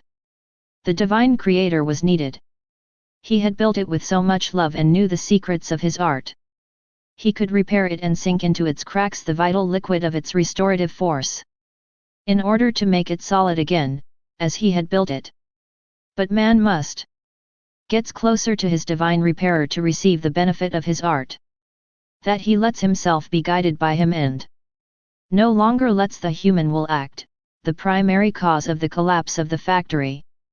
Otherwise, despite the coming of the celestial builder, man will always remain a cracked and crumbling factory. I followed the divine will, but always with the great suffering of being deprived of my greatest good, Jesus. I thought to myself, what is the point of following the actions of the supreme Fiat if I am without the one who made the whole creation with a supreme accent of his will? To follow his will and not to see him, to contemplate his works that speak of him and not to be taken in his arms, it is an indescribable pain. It is a wound that bleeds continuously. I was thinking about this when my beloved Jesus manifested himself in me. He said to me, "My daughter, life is a continual movement. Everything that comes from God must have movement. There is not something created by us that is not in motion. The heavens and the earth, the sun and the sea, all move with an order and velocity that never ceases. If they stopped, life would cease and the good they do would also disappear. They would remain at most kind of paintings incapable of doing good to anyone. An act can only be called a true good if it possesses this incessant movement. This is why our divine being is perfect in all our actions. It has this continual movement. He never ceased to do and procure the good. If it were to cease, which cannot be done, the life of the good would stop. Now, our will, life and perfect echo of our divine being, is incessant movement. It is therefore a perfect good and can be given to all. When a good is incessant, everyone can take it. His continual movement makes him possess the source of the inexhaustible. Therefore, he who lives in my divine will must possess the echo of my will and, with an incessant movement, follow his actions and the good that comes to you, which places you in the order of divine movement. You move with enchanting speed, and turns with all the things created. Your actions are inexhaustible. All can take the good, because they come from the source of the eternal Fiat. Do you think it's little to do a good that always springs up? For this reason one cannot see in creatures true goods and perfect. For their virtues are interrupted. By losing the incessant movement of a virtue, the life of its good already stops. They lose taste, step, strength. Because they do not possess the incessant movement. Thus the life of virtue is not formed in them, nor this act that always springs forth, but rather something superficial and transient. Also, how can they give the good of these virtues to all, if they themselves do not possess their life and their source which, while giving to others, never burn out and don't lose anything? Does the sun lose something by giving its light to all? Certainly not. Because it has the source of light. And his movement to give light is incessant. Therefore, my daughter, in my divine will, your deeds, your prayers, your requests for my kingdom, must have the incessant movement in order to be able to obtain for all. May the divine Fiat be known and loved by all. After which I followed the most holy and adorable divine will into my interior. My sweet Jesus added, "My daughter, the inner acts of a soul that does God's will are free from all evil. As a shadow of a defect. God alone is a witness to an inner act. While no one points to her, no one looks at her and no one speaks to her. God is a witness to the work of the creature, where no one can penetrate, into the interior of the creature. God points to it, looks at it and speaks to heaven as a whole, and often also to the earth, of the great wonders of the inner work of this creature. To be designated, to be looked upon by God, to get God to speak of a creature, is the greatest act and honor it can receive. This is one of the great works that God will accomplish through her. The internal acts are wounds, stingers, arrows in the divine womb. Are the celestial messengers sent by the creature and who fly to its creator, bringing the mark of glory, of love, seeking only to please the one who created it. In fact, who sees, who listens, who appreciates all the things you do inside you? No one. Only I witness them, I alone listen to them and appreciate them. That's why we choose for our greatest works. Souls who outwardly present nothing great and wonderful. Inner souls who are not tainted by human views or the clamors, glory and self-love that external works bring with them. In fact, we have chosen in the redemption a simple virgin, without external splendors, but whose interior spoke and had much to say, one-on-one with his Creator, as if to conquer him and obtain redemption. And we did the same for the realm of the divine Fiat. We have chosen another soul all within, who will say a lot and pray to God to concede the long-awaited kingdom. External acts, though good and holy, cannot please me as much as inner acts. For external acts are almost always imbued with an air of self-glorification, self-love, and sometimes also blame. And the poor heart feels within itself the effects of praise or blame, after making sacrifices. What is human enters the field and clothes the acts of the creature with its dark air, therefore, they do not reach me as pure as they should. On the other hand, an inner act is neither praised nor blamed by anyone. And what is human cannot enter it. As it does not feel observed by anyone, the soul itself has the impression that it is not doing anything great, and its actions are therefore impregnated with a heavenly air. Therefore, be attentive and let your interior always evolve in my will. I felt very unhappy because of the usual privations of my beloved Jesus. But as always, this pain becomes more intense and harder to the point of petrifying me. And while I was like immersed in this sea of pain, I received a refreshment. In this icy water, I looked at the will of the one who tortured me, and yet loved me.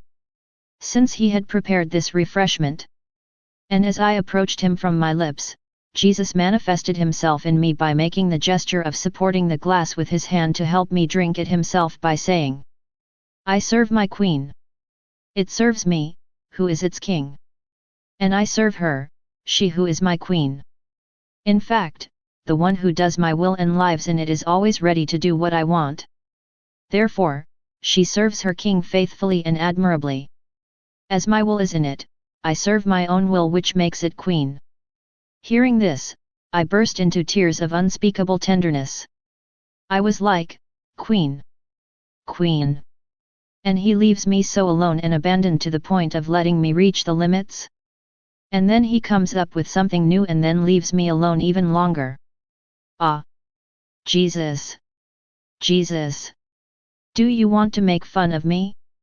And as I poured out my sorrow, he manifested himself again in me. He added, My daughter! I'm not kidding you. On the contrary, I tell you that there is no greater happiness than when the king serves the queen, and the queen the king. If the queen were to be crippled, if she saw herself served by the king, supported by his arms, fed by his hands. For there is nothing the king does for her. Not allowing any servant to approach and serve the queen, infirmity would turn into joy for the crippled queen. Seeing herself touched, served, fed, cared for by the king, she feels as if her love gives her life. This happens in the natural order. That a king is happier to be served by the queen. A father by his daughter. While the daughter was served by her father or mother. Because the king, the father, and the daughter have love as the first act in the service they offer, and they would like to offer their lives with their services. That is why they are happy in their sufferings, which does not happen with servants. That is why the service of servants is always hard. This is even more true in the supernatural order. The one who lives in my will is my queen, and her first act is love. In all the acts she performs, she gives me her life. Oh! How happy his actions make me! For it is the acts of my very will that serve me. And seeing you crippled because of me, I am happy to serve you.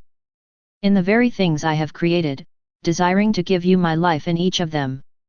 By giving it to you, I feel my joy redoubled. Because I see my life in the one who possesses my will, which makes it queen in my eyes. This is not the case when the things I have created serve those who do not live in my will. These souls are servants because they do not possess a royal will. Oh! How difficult it is for me to serve maids! If a king serves his queen, he does not degrade, on the contrary, he acquires glory and heroism. But after serving servants, what pain and humiliation! After which I followed the deeds in the divine will. I thought to myself, what an impression the privations of my sweet Jesus had on my poor soul. I no longer feel those fiery fervors of yesteryear, but everything is cold. Oh God! What a two-edged sword your deprivation! On one side it cuts, and on the other it kills. His cuts remove and destroy everything to leave such nudity. Even in the holiest things. That one can hardly live, and only to fulfill the supreme will. As I thought this, my beloved Jesus manifested himself in me. He said to me, "My daughter, yet everything you felt before in your interior was in the order of ordinary grace. Fervors, sensibilities are ordinary graces, which I grant to all according to their dispositions, and which are subject to interruptions, growing and dying in turn, and which therefore constitute neither life nor the solidity of holiness. On the other hand, I have clothed you in my will with extraordinary grace, which is firmness in the good and incessant act, exclusively divine virtues. Do you believe that? Are your continual rounds in the works of your Creator a little important or ordinary thing? Likewise, that the firmness of your will and mine, to follow only the deeds of my eternal will? Faced with my will, fervors and sensitivities have nothing to do with it. They are like small lights in front of the big sun. And they have no reason to exist, and if they exist yet, it is to do nothing. My will absorbs everything and makes the soul become all of God, who wants to make it another sun. He who is sun wants all to become sun. It would not be worthy of him to form small lights, it would not come out of his nature. And you cry over these little lights without thinking that you are clothed by a sun that gives you firmness and immutability. Even more, since my will reigns in the soul, it is like the beating of the heart. Who has the first act of life in all members? Which is like life, movement, strength, heat, everything comes from the beating heart. If the heart stops beating, life, movement, and all things stop. Now, when my will beats in the soul, it beats and gives divine life. She beats and gives her incessant movement, her strength that never runs out. It beats and gives its inextinguishable light. How beautiful it is to see the continual beating of my will in the creature. This is the greatest miracle between heaven and earth. It is the perfect order between the Creator and the creature. In the soul where the beating of my will reigns, I act as a father who keeps his son always with him. He communicates his ways to her. He feeds him with his words. He would like to throb in his son to give him his intelligence and his life. And when he is certain that his son is another himself and can do what he knows how to do, he tells him, "My son, go into the field of life and do what your father has done so far. Work, take care of our affairs, take on the entire responsibility of the family. You will be the repetition of my life and I will take my rest. I will accompany you with the beating of my heart for that you feel within yourself the life of your father and that you can accomplish it faithfully. While I will wait for you in my rest to enjoy together the fruits of our labors. I am more than a father to the soul in which my will reigns. A father cannot give his heartbeat to his son. I give them to this soul. I always keep it with me. I teach him my divine ways. I communicate to him my secrets, my strength. When I am sure of her, I send him into the field of the life of my will so that it can take full responsibility for the human family. I said to him, "My daughter, let me rest, I entrust everything to you. But in my rest, I will wait for you often. That together we may enjoy the fruit of your labor in the kingdom of my will. Don't you want, then, that your Father, your Jesus, can rest while you work in my place, but always with my beating heart?" And I said to him, "My Jesus, but you tell me almost nothing. And I not only feel like I have to work alone without you, but I miss your word that charts the path I must follow in the kingdom of your will." And Jesus added, "My word is life. When I speak, I have to see if this life can live in creatures. Otherwise, I do not reveal my divine life when there is no one to receive it. I only need to see one creature that is disposed to reveal my divine life in my word. That's why I often don't speak. For I see no one who is willing to live the life of my word. Especially since with you I do not need words to make me understand, we only have to look at each other to understand each other. Isn't it? You understand me, and I understand you. I followed the divine will in its actions. My beloved Jesus followed me with his gaze to see if I was going to visit all his works. He said to me, "My daughter, I look to see if you will visit all my territories. You must know that creation is a territory that belongs to me. The redemption adds territories. More than that. My childhood, my crying and my vagaries. My prayers, my work, my steps. My public and private life. Are all apartments that I have formed in my territories. There is not a single thing I have done or a single suffering endured that has not served to extend the boundaries of divine territories so that they can be given to creatures. And I look every day to see if at least the little girl of my will visits all my territories and enters each of my apartments. And when I see you begin your rounds to visit the sun, the stars, the heavens, the sea, and all the things created, I feel that my territories, which I have formed with so much love to give to creatures, are not abandoned. There is at least one who visits them. If she visits them, it means that she loves them and that she has accepted the gift. And I look forward to you continuing your visits to Bethlehem, the place where I was born. To visit my tears, my sorrows, my steps, my works, the miracles I performed, the sacraments I instituted, my passion, my cross, everything, in short. And I make you aware of what may have escaped you, so that you make your little visit, even in passing. Oh! How happy I am that my apartments are all visited. My daughter! How painful it is to give and not to be recognized. To give without anyone taking the good that one wants to give. And do you know what I'm doing?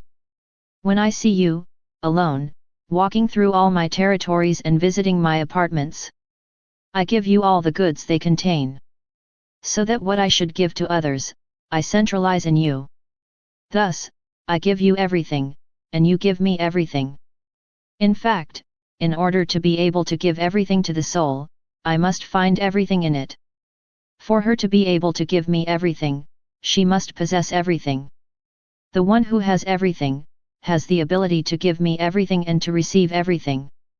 After which I felt such a desire to sleep that it was impossible for me even to write. I thought, why this drowsiness when I've always been awake by nature? My beloved, manifested himself in me. Jesus said to me, "My daughter, a doctor will put the poor patient to sleep on whom he must perform an operation so that he does not feel the acuity of the pain of the cuts he must make on the poor cripple. In the same way, I, heavenly doctor, who loves you so much, so that you do not feel the continual pressure of my deprivation, his repeated blows, the hardness of his painful cuts. I make you sleep so that thus, interrupting your martyrdom, sleep can give you some respite after such intense pain. But while you sleep, your Jesus holds you in his arms and I continue my work in your soul. Plus, I make you sleep, that my righteousness, so irritated by the offenses of the creatures, can take its course and hit the creatures. And also so that by sleeping you can not only leave her free to practice, but that you do not have to suffer to see its righteous blows on a world without gratitude. Oh! If you could see with what delicacy your Jesus embraces you so that you do not feel his embraces. With what softness I kiss you so that you do not feel the touch of my lips. How gently I repeat to you, my poor daughter, what a martyrdom yours, so that the sound of my voice does not wake you up. And how much, without bursts of voice or movement, I continue the work of the kingdom of my divine will in your soul. You wouldn't say then that I don't love you like I used to. On the contrary, you would say to me, oh! How much Jesus loves me! And if he makes me fall asleep, it is so that I do not suffer more. After which I followed the divine will. My sweet Jesus added. My daughter. To form greater light, more heat is needed. Light and heat are inseparable from each other. If there is light, there must be heat. For the nature of light is heat, and the nature of heat is light. However, if someone wants a great light, it takes a lot of warmth. They are both equivalent forces. It is together that they form their lives. Now, he who makes my will and lives in it, receives life from the light and warmth of its creator. And when the soul thinks of my divine will, it forms heat. And speaking of my divine will, it adds more warmth. When the soul acts in order to accomplish it, it redoubles the heat. By following its paths, it multiplies the heat. And the light becomes brighter, stronger. It is expanding and spreading further. Thus, it is not a part of its being that does not spread rays of invigorating light. And more. Since it possesses the source of light, which is my supreme Fiat. You will then understand that creatures possess as much light and warmth. That they have contact with my will and that they endeavor to accomplish it in their actions. And if not, even if we see them doing good, it is a lifeless good. Without light and heat. These are superficial virtues, which form a painted light and heat and which, if touched, are cold and without the good of an invigorating light that gives life. It often happens that works done without my divine will, on these occasions, reveal how they were nourished by passions and colorful vices of this apparent good. He then remained silent. I tried to surrender myself entirely in her will in order to follow her. Jesus, my greatest good, continued. He says, my daughter, in creating man, our divinity has completely bound him to us. Thus, his memory, his intellect, and his will were bonds of union. His eyes, tongue, hearing, heart, hands, and feet were bonds. If the creature lives in my will, placing each of these bonds in a correct position, it receives the attitude of the divine life. Thus, it is formed and it develops as a small plant that, possessing the fecundity of the earth, filled with vital moods, watered with pure and abundant water, is entirely exposed to the beneficial rays of the sun and receives its continual light. Oh! As it grows well, how tasty are its fruits! As they are sought, loved, and appr. As they are sought, loved, and appreciated. In the same way, the soul, continually receiving the life of God, by means of these links which, more than the sun's rays, communicate to each part of its east, preserved as a fertile land, filled with vital and divine moods, which, better than blood, flow into it. How well it grows! She is the beloved, the one that heaven and earth seek. His life, his works, his words, better than fruits, make everyone happy. God himself takes pleasure in tasting such precious fruits. Therefore, how can you be afraid that I can leave you when you are attached to me with so many bonds through which you receive continual life? I felt like I was in the terrible nightmare of his deprivation. I was oppressed, tormented, so sick that I couldn't take it any more. And my adorable Jesus, after placing me under such a painful press, took pity on my extreme distress and hugged me very tightly. He told me, "Poor girl, how you suffer.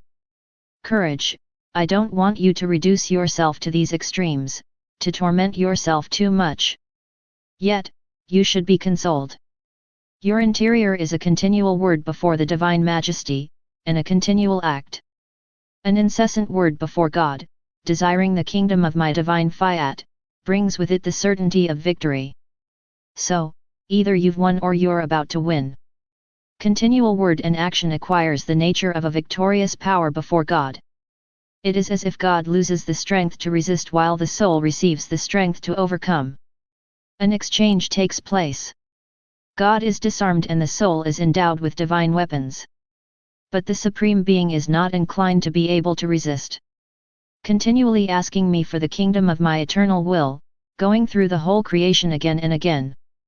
In all the acts I have performed in the redemption, as well as in the seas of the acts of love and suffering of the Queen and Sovereign of Heaven to ask for my kingdom.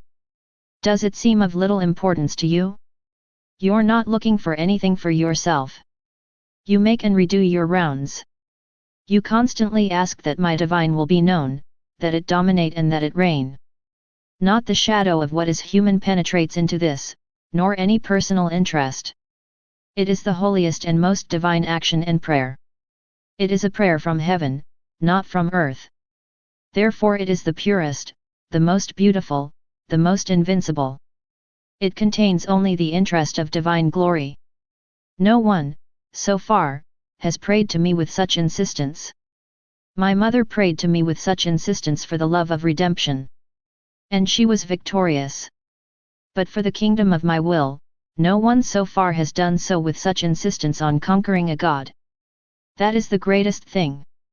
And it takes a tumult to purify the earth. That's why I don't want to see you too oppressed. Rather, continue your flight, with your insistence, so as to acquire all the strength necessary to win the kingdom of the Supreme Fiat. So I continued to pray. I felt a hand stand on my forehead, and 3 small fountains came out of that hand. From one came out of the water, another of the fire and of the third of the blood, who flooded the earth and swept away people, cities, and kingdoms. It was horrible to see the evils that will come. I prayed to my beloved Jesus to calm down, asking him for suffering so that people would be spared. Jesus said to me, "My daughter, water, fire, and blood will unite to do justice. All nations take up arms to wage war, and this further irritates divine justice by arranging the elements to take revenge on them. That's why the earth will pour out the fire. The air will send water fountains, and wars will form fountains of human blood, in which many will disappear and cities and regions will be destroyed. What wickedness! After suffering so many evils in a war they have just gone through, they are preparing another, more terrible one, and they try to involve the whole world as if it were one man. Doesn't this mean that evil has entered deep into their bones, to the point of turning their very nature into sin? Ah! How bad I felt when I heard that! I prayed to Jesus to set aside justice to let mercy in. And if he wanted a victim, I was ready, as long as the people were spared. And if you don't want to grant me that, take me out of this earth. Because I can't stay here any longer. Your privations give me a continual death. Plagues torture me, and how can I live if I cannot spare the suffering of my brothers by my own suffering? Jesus! Jesus! Have mercy on me, have mercy on all. Calm down and please your little girl." It was at this moment, I don't know how, that I was riddled with pain that I hadn't experienced for some time. I am unable to say what happened, and it gives me hope that the great evils can be at least partially restrained. I made my rounds through all of creation according to my habit, in order to unite myself with the acts that the Supreme Will exercises in it. My ever-kind Jesus was manifested in me. He said to me, "My daughter, all created things possess the unity of my divine Fiat. Although divided into many acts, these acts are connected together and inseparable from each other in the unity of the same divine will. See the sun. Its light is an act distinct from other created things, but its light brings them all together. She puts on the earth and connects it with her light. And the land connects to it and drinks in large sips at the fountain of light. Receives his effects, his warmth, his fiery kisses, and forms a unique act with the sun. Light takes on the air and becomes inseparable from it. It coats the water. And the water plunges into the light and they attach themselves to each other in their unity. In short, given that the will that dominates them is one, all created things are connected to each other to become inseparable. And one could not do without the other. Now, the soul that lives in my divine Fiat has the unity. It is therefore inseparable from all the acts produced by the unity of my will. Her unity connects her to God. And it gives me the glory of divine works. It connects her to the angels and to all the saints. and it gives me the angelic glory and that of the saints. It connects it to all creation. And it gives me the glory of the heavens, the sun, the sea, in short, of all things where my will operates. It is inseparable from it and forms its unity with it. Therefore, only the soul that lives in my will can give me the love, the glory of all creation and all redemption. There is not a single act of my will whose soul is separated. Other creatures could say it in words. But only the soul that lives in my will possesses the facts. I continued my round in the supreme will. I had offered Adam's first acts while he possessed unity with the supreme will, so that I too could unite myself to those perfect acts he performed at the beginning of creation. Then I went to unite with Abraham's heroism. I thought to myself, what divine wisdom! It is only said of Adam that he was the first man created by God. But he sinned and plunged the human family into the labyrinth of all evils. And nothing else is said about him during the many years of his life. Couldn't our Lord come back to subject him to another trial and ask him for another sacrifice to put his faithfulness to the test? And while Adam has fallen into oblivion, the Lord calls Abraham. And after putting him to the test and recognizing his faithfulness, he puts it forward. He makes him the leader of generations. And he is spoken of with such glory and honor. I was thinking this when my Jesus manifested himself in me. He said to me, "My daughter, these are the dispositions of my infinite wisdom. This is my usual way of acting when, if I ask for a small sacrifice of a creature for its good, and let her refuse me with ingratitude, I do not want to trust her any more. I abandon my plans to elevate him to great things. And I leave it like a creature fallen into oblivion, that no one is going to point to, because of his great works or his heroism. Whether for God, for herself or for people. You must then distinguish what I wanted from Adam, the small sacrifice of depriving oneself of a fruit. He did not grant it to me. How could I trust him and ask for a greater sacrifice? On the other hand, I did not ask Abraham to make the sacrifice of a fruit. But I started by asking him to go to a foreign land where he was not born. And he obeys promptly. I wanted to trust him more. I gave him graces and asked him for the sacrifice of his only son whom he loved more than himself. And he promptly sacrificed it to me. I knew then that he was capable of it and that I could trust him. I could entrust everything to him. It can be said of him that he was the first repairer to whom the scepter of the future Messiah was entrusted. Etpar consequent, jelai élève à la tête des générations, au plus grand honneur. Auxiliary de Dieu. Inzique des signes et des peuples. La même chose se produit dans toutes les creatures. C'est ma manière habituelle de demander de petits sacrifices. Se priver d'un plaisir, d'un désir, d'un petit intérêt, d'une vanité. Aussi détacher de quelque chose qui semble en faire de tort à personne. Ces petits tests servant de petits supports ouge depose le grand capital de ma grâce. De façon à les disposer à accepter de plus grands sacrifices. Lorsqu'on aime me reste fidèle dans les petites épreuves, ma grâce abonde. Etje demande de plus grands sacrifices de façon à pouvoir donner plus encore. Je fais dl un prodige de sainteté. Combien de saintetés commencent par un petit sacrifice?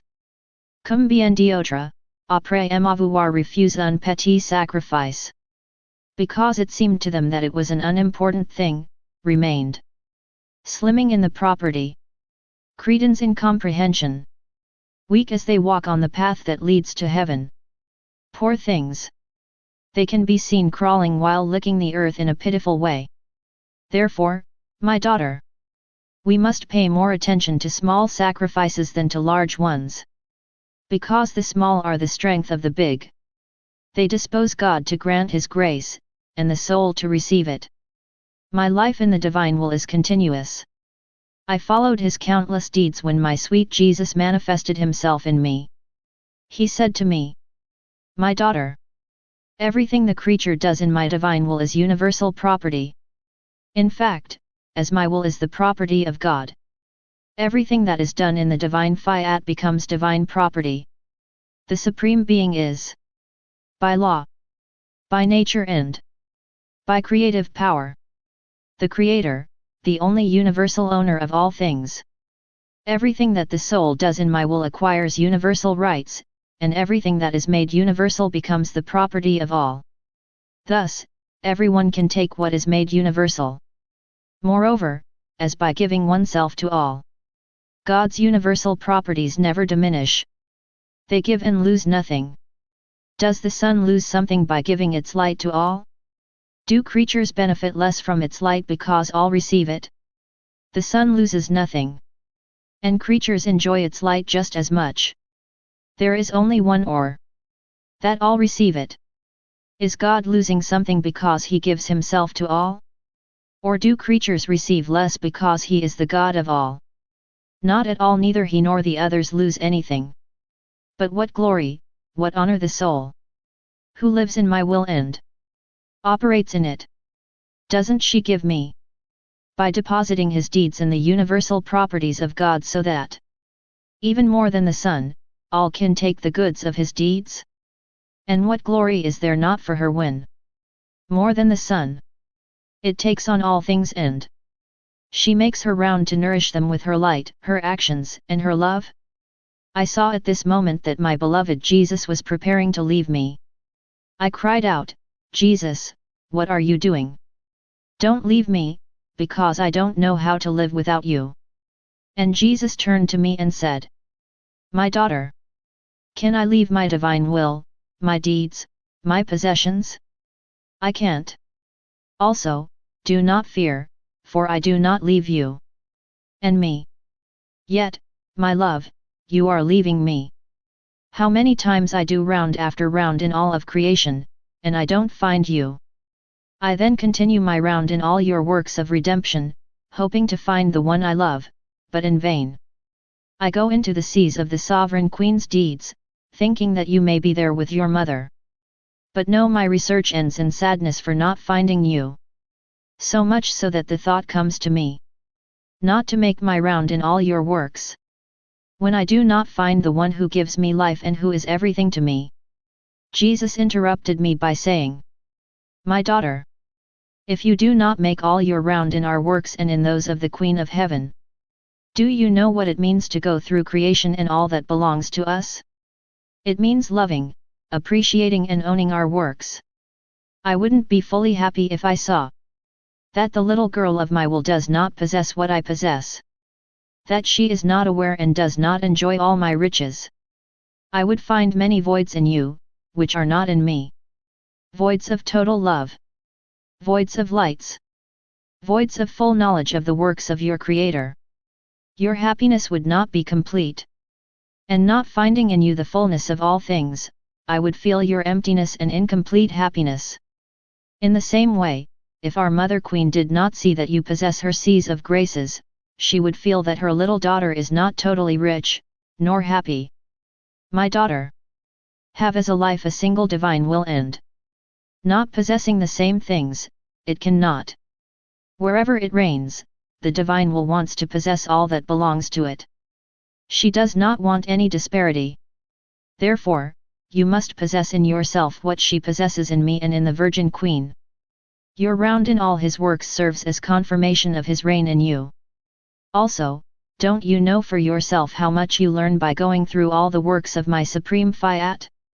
Whatever he manifests to you, he wants you to possess.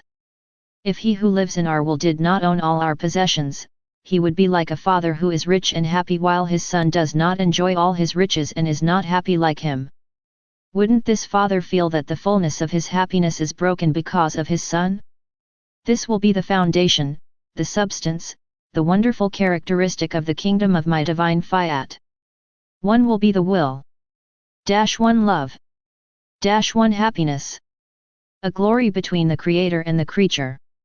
I was in my usual state when Jesus hurriedly came to hang himself from my neck and squeeze me very tightly, saying, my daughter, I'm going to end the world, I can't take it any more. The offenses, the pains he causes me are too numerous and I must destroy him. I trembled when I heard this and said to him, "My love and my life, of course you suffer a lot and you can no longer bear it, it is because you want to suffer alone.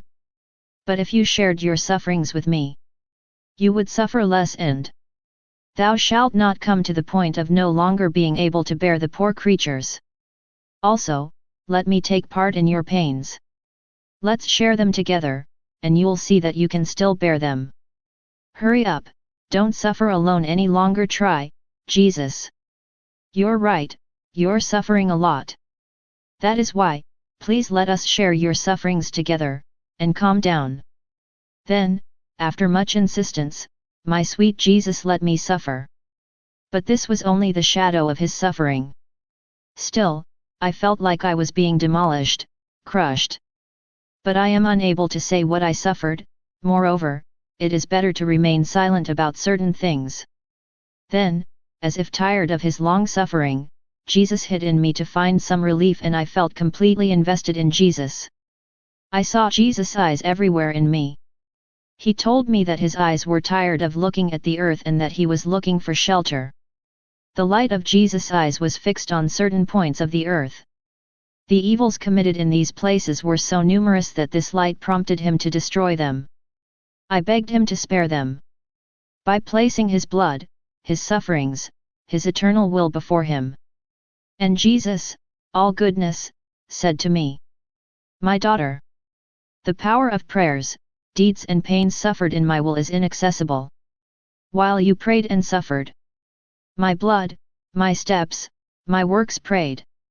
My sufferings were multiplied and repeated. Thus, all that is done in it gives me the opportunity to repeat what I did when I was on earth. And this is the greatest act to appease divine justice." I continued my round in the divine will. I couldn't find my sweet Jesus, I lamented, thinking, how can it be that my Jesus does not come as often as before? As he speaks of the wonders of his will for the one who lives in it, instead of coming more often, he is increasingly slow to come? And while I was thinking this, my beloved Jesus manifested himself in Mo. He said to me, "My daughter, my humanity is hidden in you, and I leave a large place for my divine will to operate freely and form its kingdom. There was the time when my humanity had in you its field of action. And so she was always in you and with you. My divine will has thus allowed me to prepare you to receive a field of action, made more extensive by the endless Fiat. And so I must let him act, especially since he does not prevent me from staying with you. Since we are inseparable. Being with you, I delight.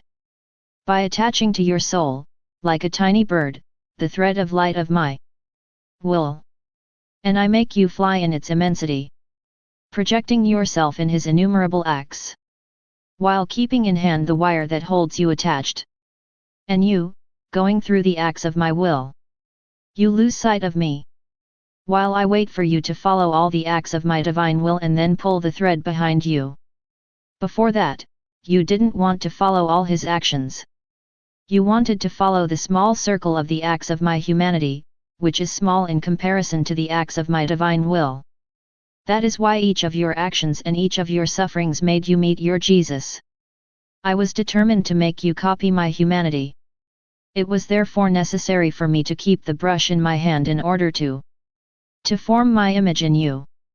To arrange the canvas of your soul to receive the bright colors, soaked in the light of my divine Fiat. What was needed before is no longer necessary now. Which does not mean, however, that I am no longer with you. We live together in the eclipse formed by the light of an eternal will. The light is so great that it eclipses us and makes us lose sight of ourselves. But if the light goes down, I can see you and you can see me. And we find ourselves as if we had never been separated. I was praying when I found myself outside of myself, with my sweet Jesus in my arms. And clutching him very tightly against my heart, I said to him, "Tell me, my love, what are the relationships between you and me?"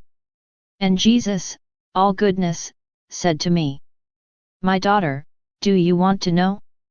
The relationship between you and me is similar to that between the branches and the vine. The vine forms the branches, and they receive the vital mood of the vine in order to grow, to be covered with leaves and bunches.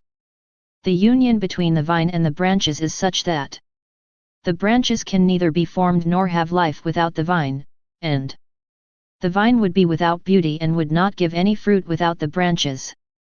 Therefore, the relationships and bonds of union between them are such that they form the same life and are inseparable from each other. And if they separate, the vine remains sterile, without beauty and fruit, and the branches lose their lives and wilt. Now, your Jesus is the vine and you are the branch. The relationship between you and me is inseparable. A blood that circulates in our veins. 1 The will. 1 The heartbeat. I form your life and you form my glory and my fruit. I delight to find my rest in the shade of the wide leaves of your branches. To pick the grapes from my vineyard and to savor them as I please. And I. But tell me again, my life, what about your will? How is it in me? Jesus added. My daughter. My will is in you as the custodian of all his deeds. In fact, when she performs an act, my will does not deposit it outside of herself. He would lack space, convenience, holiness, and all that is necessary to preserve his deeds. That is why it cannot place them anywhere else but in itself. Who could ever have the space to receive all the heavens with their stars? The sun with the diffusion of its light? The sea with the extent of its waters? The earth with the multiplicity of its plants? No one. Therefore, it is my divine will itself that is necessary to be able to file one's own deeds. Now, since my will is in you, it is in you that it makes the deposit of all its deeds. For she finds in her Fiat a magnitude and holiness worthy of her. If you knew the contentment of my eternal Fiat, by finding in the creature the space where to deposit its acts, which is the primary cause. For it is for the creature that they were accomplished. Therefore, all the acts of my divine will are in you. And it is from you that they come out, taking with them the glory that is due to them. Oh! How he feels rewarded! By finding, in all his acts, the creature giving glory to his light, to his holiness, to his immensity. And finding in the kiss of the creature, his glory, his love, he feels pushed to form even more beautiful acts, worthy of my eternal Fiat. Only for the love of the one in whom he can make the deposit, in order to receive his new kiss, his love, his glory. That is why wherever my will is, there is everything. There are the heavens, the sun, the sea, and all things. Nothing can be missing from all his works. My will contains everything. It preserves everything. It has space for everything in order to enclose all things in itself. I followed in my usual way the acts of the Supreme Will. But while I was doing this, my sweet Jesus came out of my interior. He was very distressed and very weary, and sighed with immense sadness. I said to him, "What is wrong? What is there, my love? Why are you so unhappy and sad?" And Jesus, "My daughter, if you knew how much suffering my will receives, you would cry with me. My will has its continual movement and act throughout creation. It encompasses everything, and in all created things, it presents to each creature its incessant act. But not finding his own will in creatures to give his act. On the contrary, it finds human wills covered in mud, and she is forced to place her acts there in order to protect them. She is tortured by the pain of placing in the mud the nobility, holiness, and purity of her divine deeds. She does not find the procession of her own divine will in the acts she deposits in the creature. And she suffers intensely. I feel his pain in each of his acts, as well as in every act it allows the creature to perform. If the creature speaks, acts and walks, it is in my divine will, which is the first movement of his word, his action, and his step. And yet, one does not look at my divine will. It is set aside as if my will were external to the creature, while it supports the essential and vital part of its act. Oh! As she suffers in every act of the creatures, seeing that she is neither recognized, nor loved, nor looked upon. There is nothing in creation that my will does not do. She performs in the sun her incessant act of light in order to give light to creatures. And she seeks in them her own will, to receive the procession and the glory of its light. Not finding her, she suffers. For it does not find in creatures what corresponds to its light. On the contrary, she finds in them the darkness and coldness that offend her light and warmth. How sad! My will performs its continual act in the air. By breathing it, it forms in the air a vital act so that creatures receive life by breathing it. But in giving them life, she does not find in them the breath of her own divine will which, breathing with the creatures, would form in them the divine life. What a pain to give life without being able to form it in them! My will forms food. It maintains in practice so many elements: earth, wind, sun, air, water, seeds in order to form this food and to give it to creatures in order to find in them its own will. But no, it's in vain, and his pain becomes more intense. What does my will not do in creation?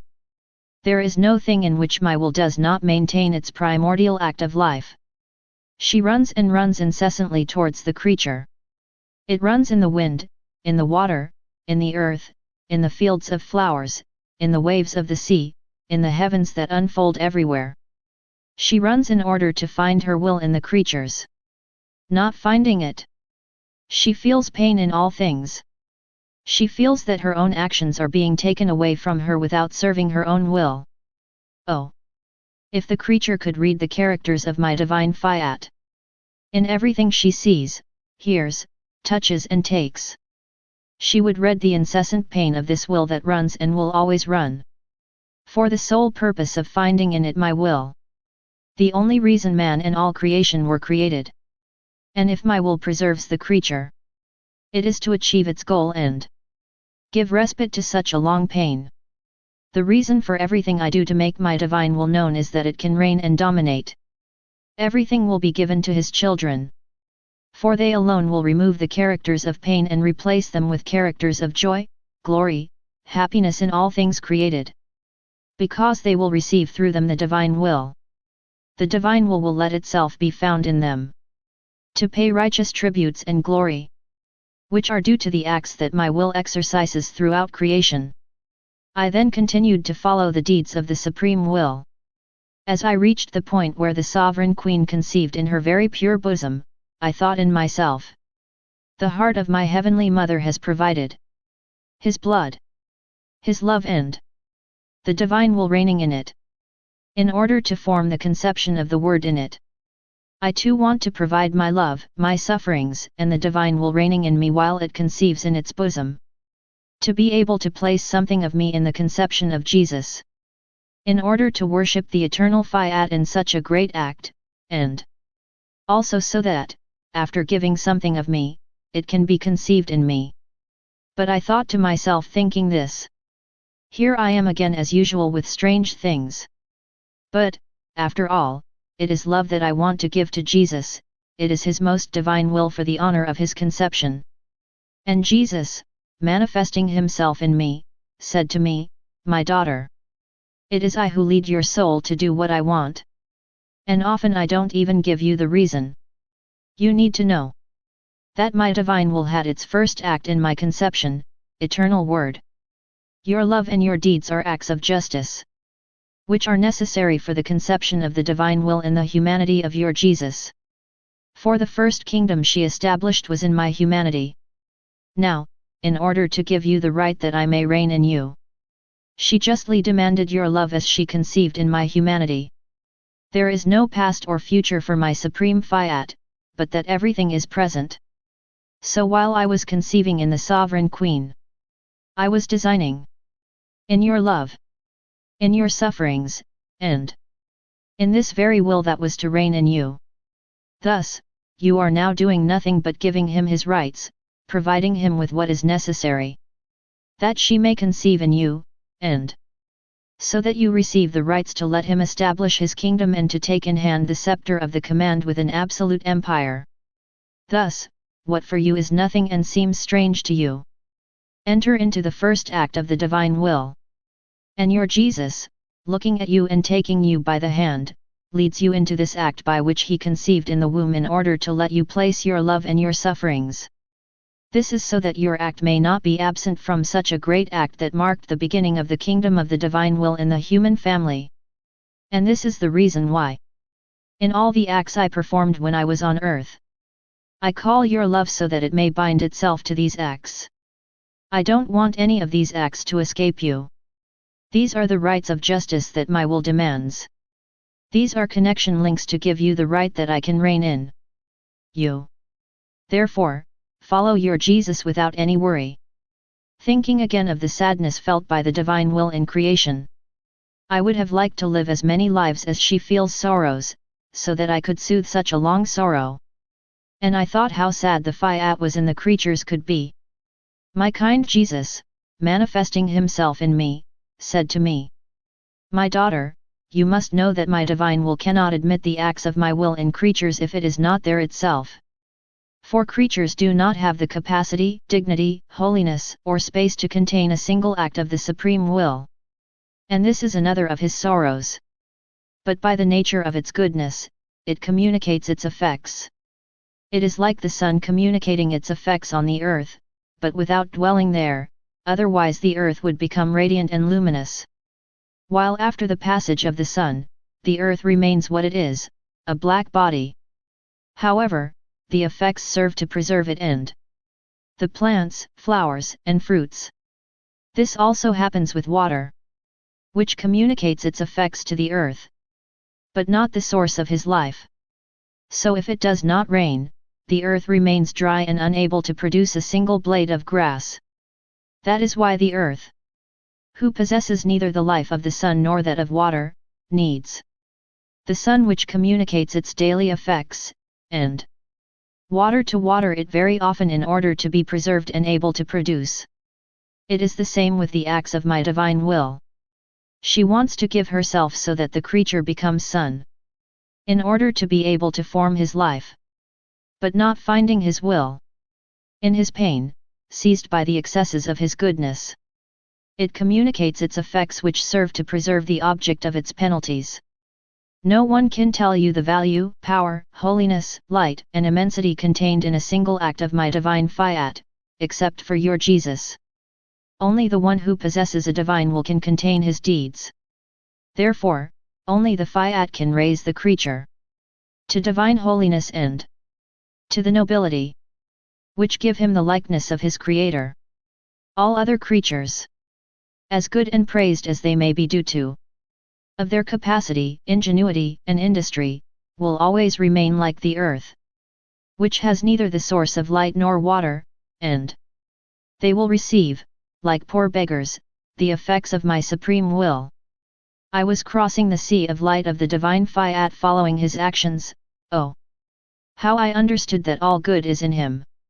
My ever-kind Jesus, manifesting himself in me, said to me, "My daughter, as long as she does not let my divine will reign in her, the creature will always be unhappy, always worried. For as good, as holy, as educated, and as rich as she may be, she will feel in her that she misses him. The fullness of happiness and the sea of peace, which are such that the soul can in no way be troubled or see its happiness broken. So she can only be half happy and her peace will be halved. Because his peace is not complete, the half he lacks will remain a path open to misfortune and trouble. This is also what happens in the natural order. This one is rich. It lacks nothing, it has its 10, 20 million, or billions. But knowing that he could earn more and be even richer, he feels worried, unhappy. As if putting his wealth aside, he thinks only of the other riches he could acquire. The poor. How could he be happy, in peace, if he lacks the source of goods that tells him, "Rest, everything belongs to you and everything you desire is in your power"? This one is king. But what sadness under this crown! Fear of losing his kingdom. Hopes and desires to acquire others, to reign over the whole world at the cost of wars. Thus, the possession of a kingdom serves no other purpose than to make the poor king unhappy and worried.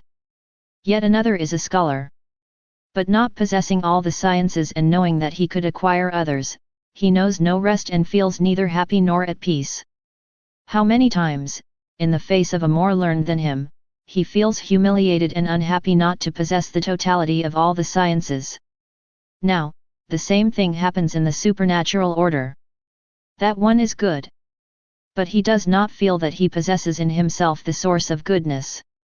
For he feels that on certain occasions his patience is weak, his firmness in the good intermittent, his charity very often lame, his prayer fickle. This makes him unhappy, worried. For he sees that his happiness is not complete.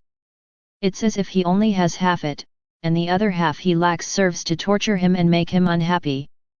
The poor, as it becomes clear that he lacks the kingdom of my divine will. In fact, if he reigned in him, he would possess the source of goodness that would say to him, "Rest, everything is in your power," a source of patience, firmness, charity, prayer. And feeling the source within himself, he would feel the sea of happiness and peace extend within and outside him, and misfortune and worry would no longer find a way to enter him. Another is holy, but under certain circumstances he does not feel in himself the source of holiness, the light that makes us know everything, who always shows him where there is the way and happiness. The knowledge of God is not full, the heroism of virtues falters in him. Also, with all his holiness, he is not happy or at peace. For as the total dominion of my divine Fiat is absent, it lacks the source of light, which eclipses the seed of all evils, to replace it with the source of happiness and peace. That is why as long as the creatures do not let my divine will reign, there will be no in the world, nor the idea, nor true knowledge, of what true peace and the fullness of happiness mean. All things, however good and holy they may be, will not have their fullness. For given the absence of the dominion and reign of my supreme will, what communicates the source of all happiness is missing. It is a source. Therefore, we can take what we want and how we want.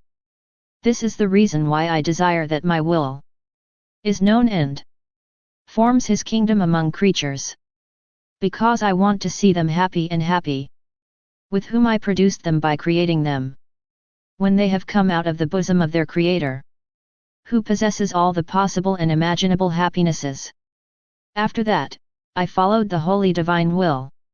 Feeling that I was without my sweet Jesus, I would delirium.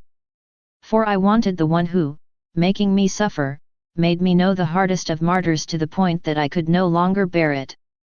And my ever-kind Jesus came out of myself. He said to me, "My daughter, the martyrdom of the soul is greater, more noble. It contains such a large value that, compared to that of the body, oh, how far behind this one is. The martyrdom of the body is limited, it is small before that of the soul. The soul is light, while the body is matter. When the body is martyred, the blood it sheds does not extend, does not diffuse far away and floods only the small space of earth where it is located. Its effects are therefore limited and limited to places, time and person. On the other hand, the blood of the soul is light. When this light is filtered, placed under a press, the light diffuses, it rises, it extends more and more.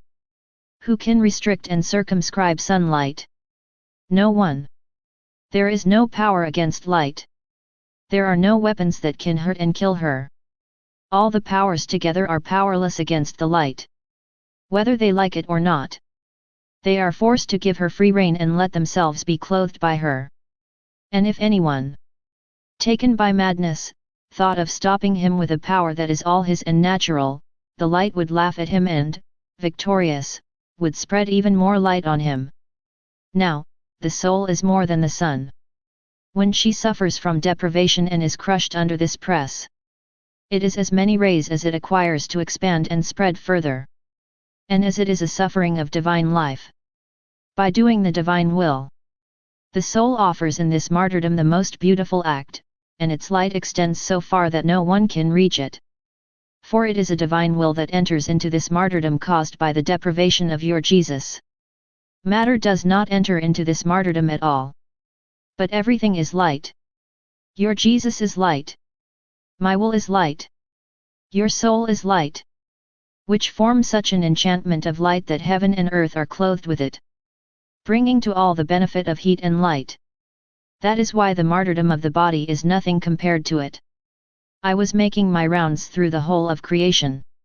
I had clothed the heavens, the sun, the sea, in short, all the things created, with my I love you, I adore you, I bless you, to sing the glory of my Creator in all creation. While I was doing this, my Jesus manifested himself in me and said to me, "My daughter, listen with me to all the harmonies of creation." Listening, the sea whispers. But in this whisper can hear a more beautiful note.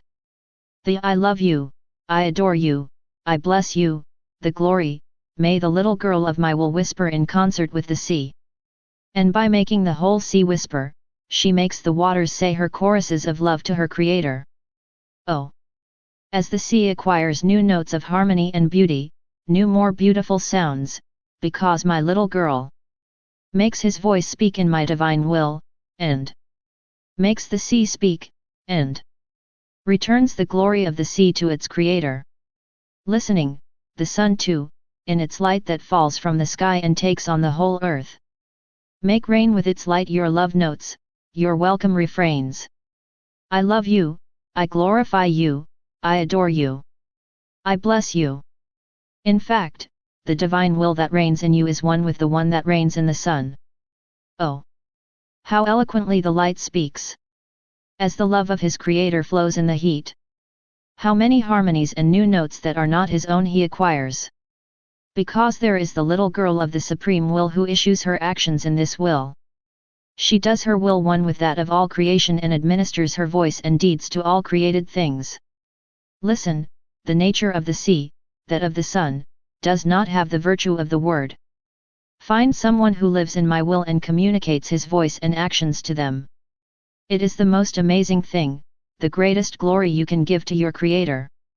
Thus, there is not a single created thing that is not clothed with your deeds.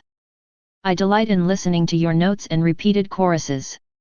In heaven, in the wind, in the rain that falls, in the song of the little bird, in all things. And I want you to, with me, too. You hear your own harmonies that you form in the whole of creation. My daughter. The smallest movement, the smallest breath accomplished in the divine will, is all of God. Because it belongs to Him, He finds in everything that is His. In the act performed in my divine Fiat, He finds divine holiness. He finds His light. He finds His goodness, His love, His power. Nothing is missing from this act of what belongs to God. Therefore, they can be called divine acts, which are the most beautiful, the holiest and the best welcomed. In the face of these acts, all other acts, however good they may be, lose their value, their taste, and can never please me. It is like an extremely rich lord. It has riches, gardens, farms with the most beautiful fruits, which no one can match. Now, as this lord knows that no one possesses fruits and comparable things, if his sons or servants bring him the fruits of his own garden, he appreciates them, he receives them with love to eat them to satiety. But if they bring him fruit from someone else's farm, he will not appreciate them, for he will immediately notice the difference. He will find them bad, too green and disgusting, and he will complain to his family for daring to bring him things and fruits that do not come from home.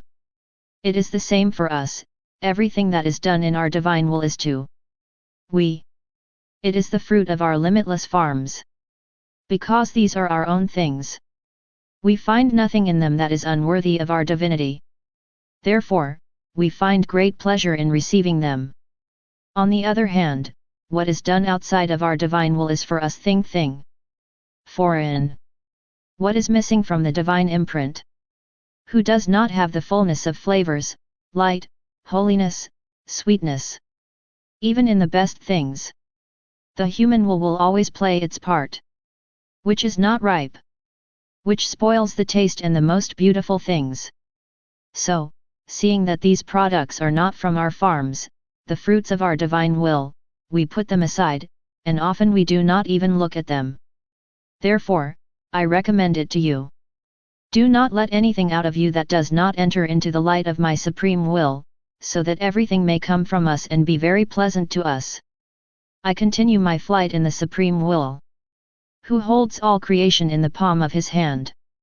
I am forced to steal from one thing to another in order to trace all this glory that I can, through them, give back to my Creator, and pay him with my love for all that he has done for the love of me and of all. I was doing this when my Jesus manifested himself in me. He said to me, "My daughter, when our divinity created the whole creation, she kept it united to her by a bond.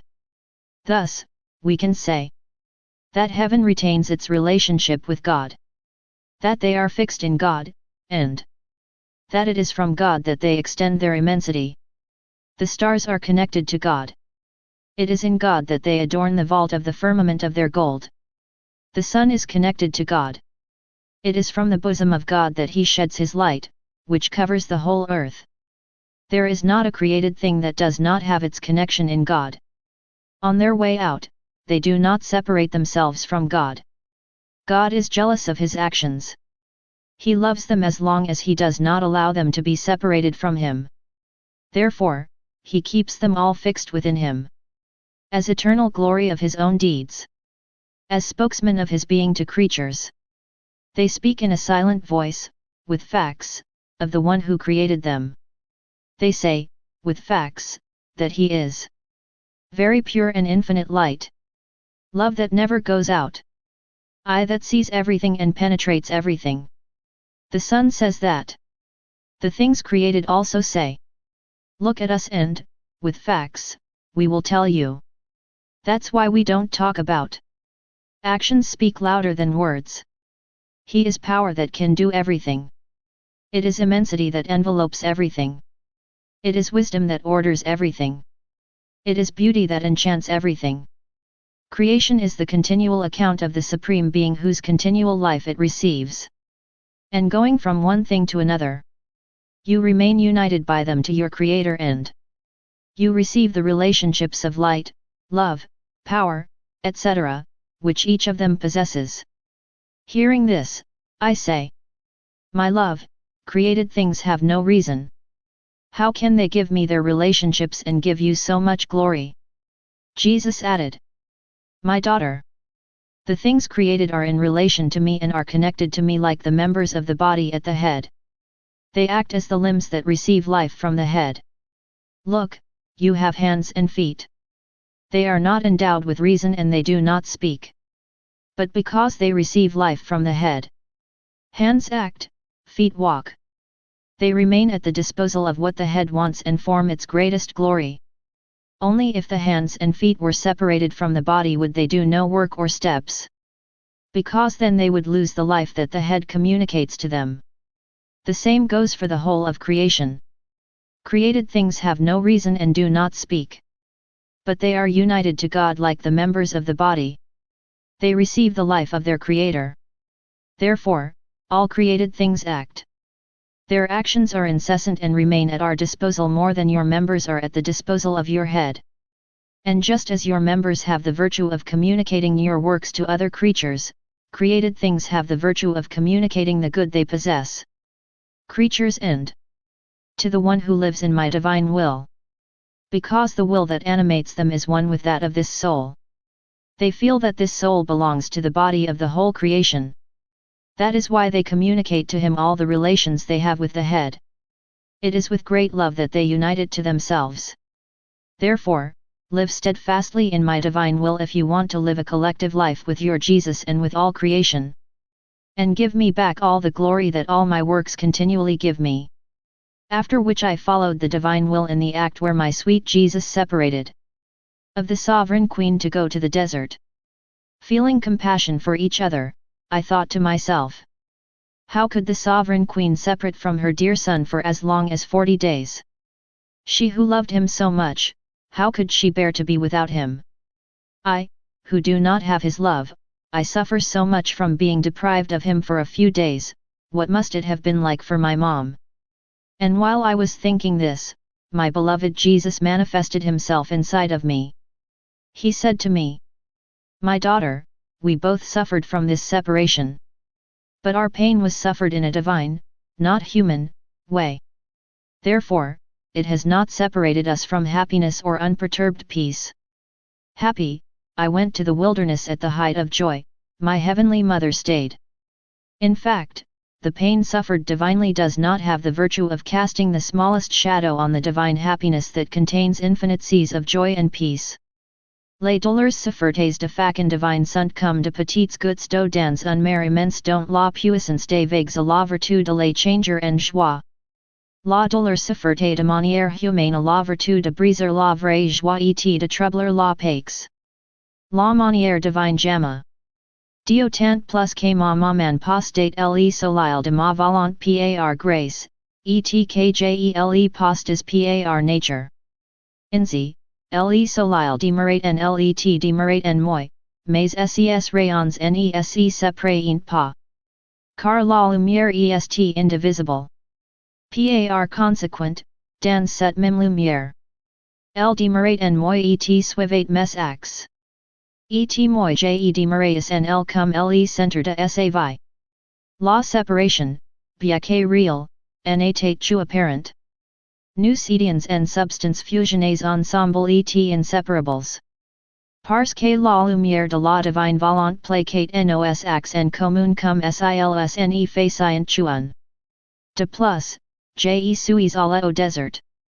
Afin de rappeler cette même divine volonté. Qui est men et que, pendant 40 siècles, les creatures avaient déserté.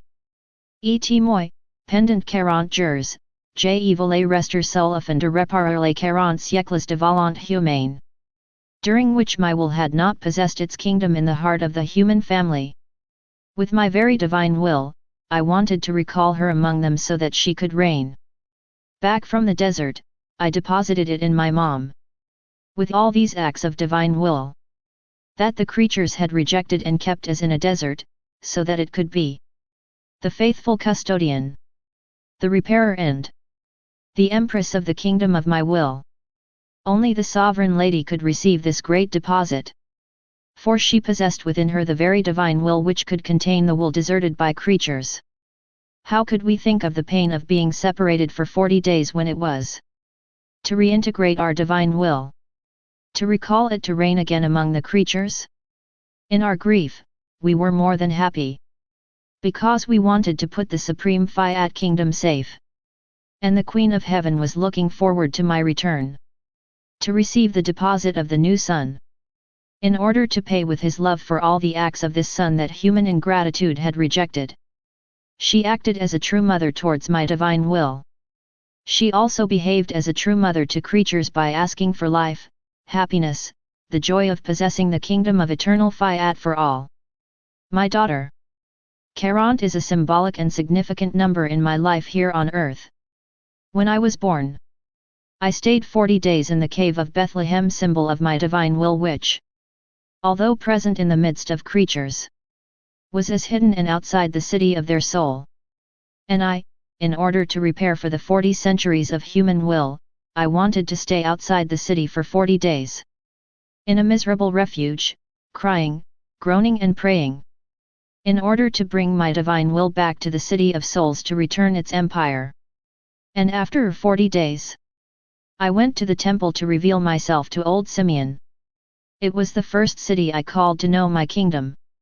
And his joy was so great that he closed his eyes to the earth to open them to eternity. I spent 40 days in the desert. I then immediately began my public life. To give them the remedies and the means to reach the kingdom of my will. For 40 days I remained on earth after my resurrection, to confirm the kingdom of the divine Fiat and his 40 centuries of royalty that he must have possessed. So, in all that I have done here on earth, the first act was the restoration of the kingdom. All the other things happened second. For the first act of connection between me and the creatures was the kingdom of my will. That is why, when it comes to my will, I spare myself nothing. Nor light. nor sacrifices, nor the demonstrations, nor happiness. These are seas that I liberate from myself in order to make it known, to make it rain and to make her love. I was all abandoned in the divine Fiat. It was in him that I performed my deeds. An endless sea was coming to my mind. And I, in this sea, formed my own tiny little sea with my deeds. It was as if the waters were getting deeper and deeper and spreading, they were rising around me as if in a circle. To give me more space to place my actions in the middle of the sea, and let myself form my own little sea inside this sea. I was surprised to see that this sea, which seemed to be water, was made of light and that its enormous waves formed the most magnificent enchantment. The sweetest and kindest whisper, more than music. And my sweet Jesus, coming out of my interior, said to me, "My daughter, the soul that works in my divine will works in God Himself. And His actions remain in Him. The sea you see is the Supreme Being. She, jealous of all that can be made holy in my will, extends the infinite sea of her being around the soul, in order to receive His deeds. And He keeps within Him the tiny little sea of deeds that this soul has performed in His divine will. Our satisfaction and love for the soul that lives in our divine will is so great that by seeing it work, we lower ourselves towards her to form a circle around her and let her work in us. And it rises up to us. And His deeds take place in the midst of ours to delight and glorify us, as we ourselves delight and glorify each other. After which, I followed the divine will in all that it did in creation and then followed the acts of redemption. And my beloved Jesus made present to me what He had done when He came to earth. I followed Him step by step, and according to His tender age, during which He cried and suckled the milk in the arms of the sovereign Queen, I said to Him, "My beautiful little child, I want to put on your tears with my I love you to ask you, in each of your tears, the kingdom of your divine will. And in every drop of milk that our Heavenly Mother gives you, I want to let my mother flow. I love you. That while she nourishes you with her milk, I may nourish you with my love, and to ask you, in every drop of milk you take, the kingdom of your divine Fiat." Then I said to my mom, "Say with me, I want the kingdom of your will. In every drop of milk I give you. In each of your tears and in each of your vagissements. In each of the kisses I place on your wonderful and charming face. When this is said by you, Jesus will give His kingdom." And the Sovereign Lady pleased me by repeating this with me. My sweet Jesus said to me, "My daughter, for each of the acts that my Heavenly Mother performed for me and they were continual, I rewarded her with a degree of grace. For I do not allow myself to be overcome or surpassed by the actions of creatures. I am unsurpassable. Therefore, if my dear Mother gave me love, deeds, steps, words, I, in every degree of grace, gave her a divine life. For grace is nothing else than the omnipresent life of God who gives Himself to creatures. What a big difference between an act that a creature can give, and a divine life that God gives to each of His deeds. Thus, the Queen of Heaven was immensely rich in so many divine lives that she received at every moment. She used them to form the procession, to honor, to love, with His divine lives, His Son, His Jesus, His all.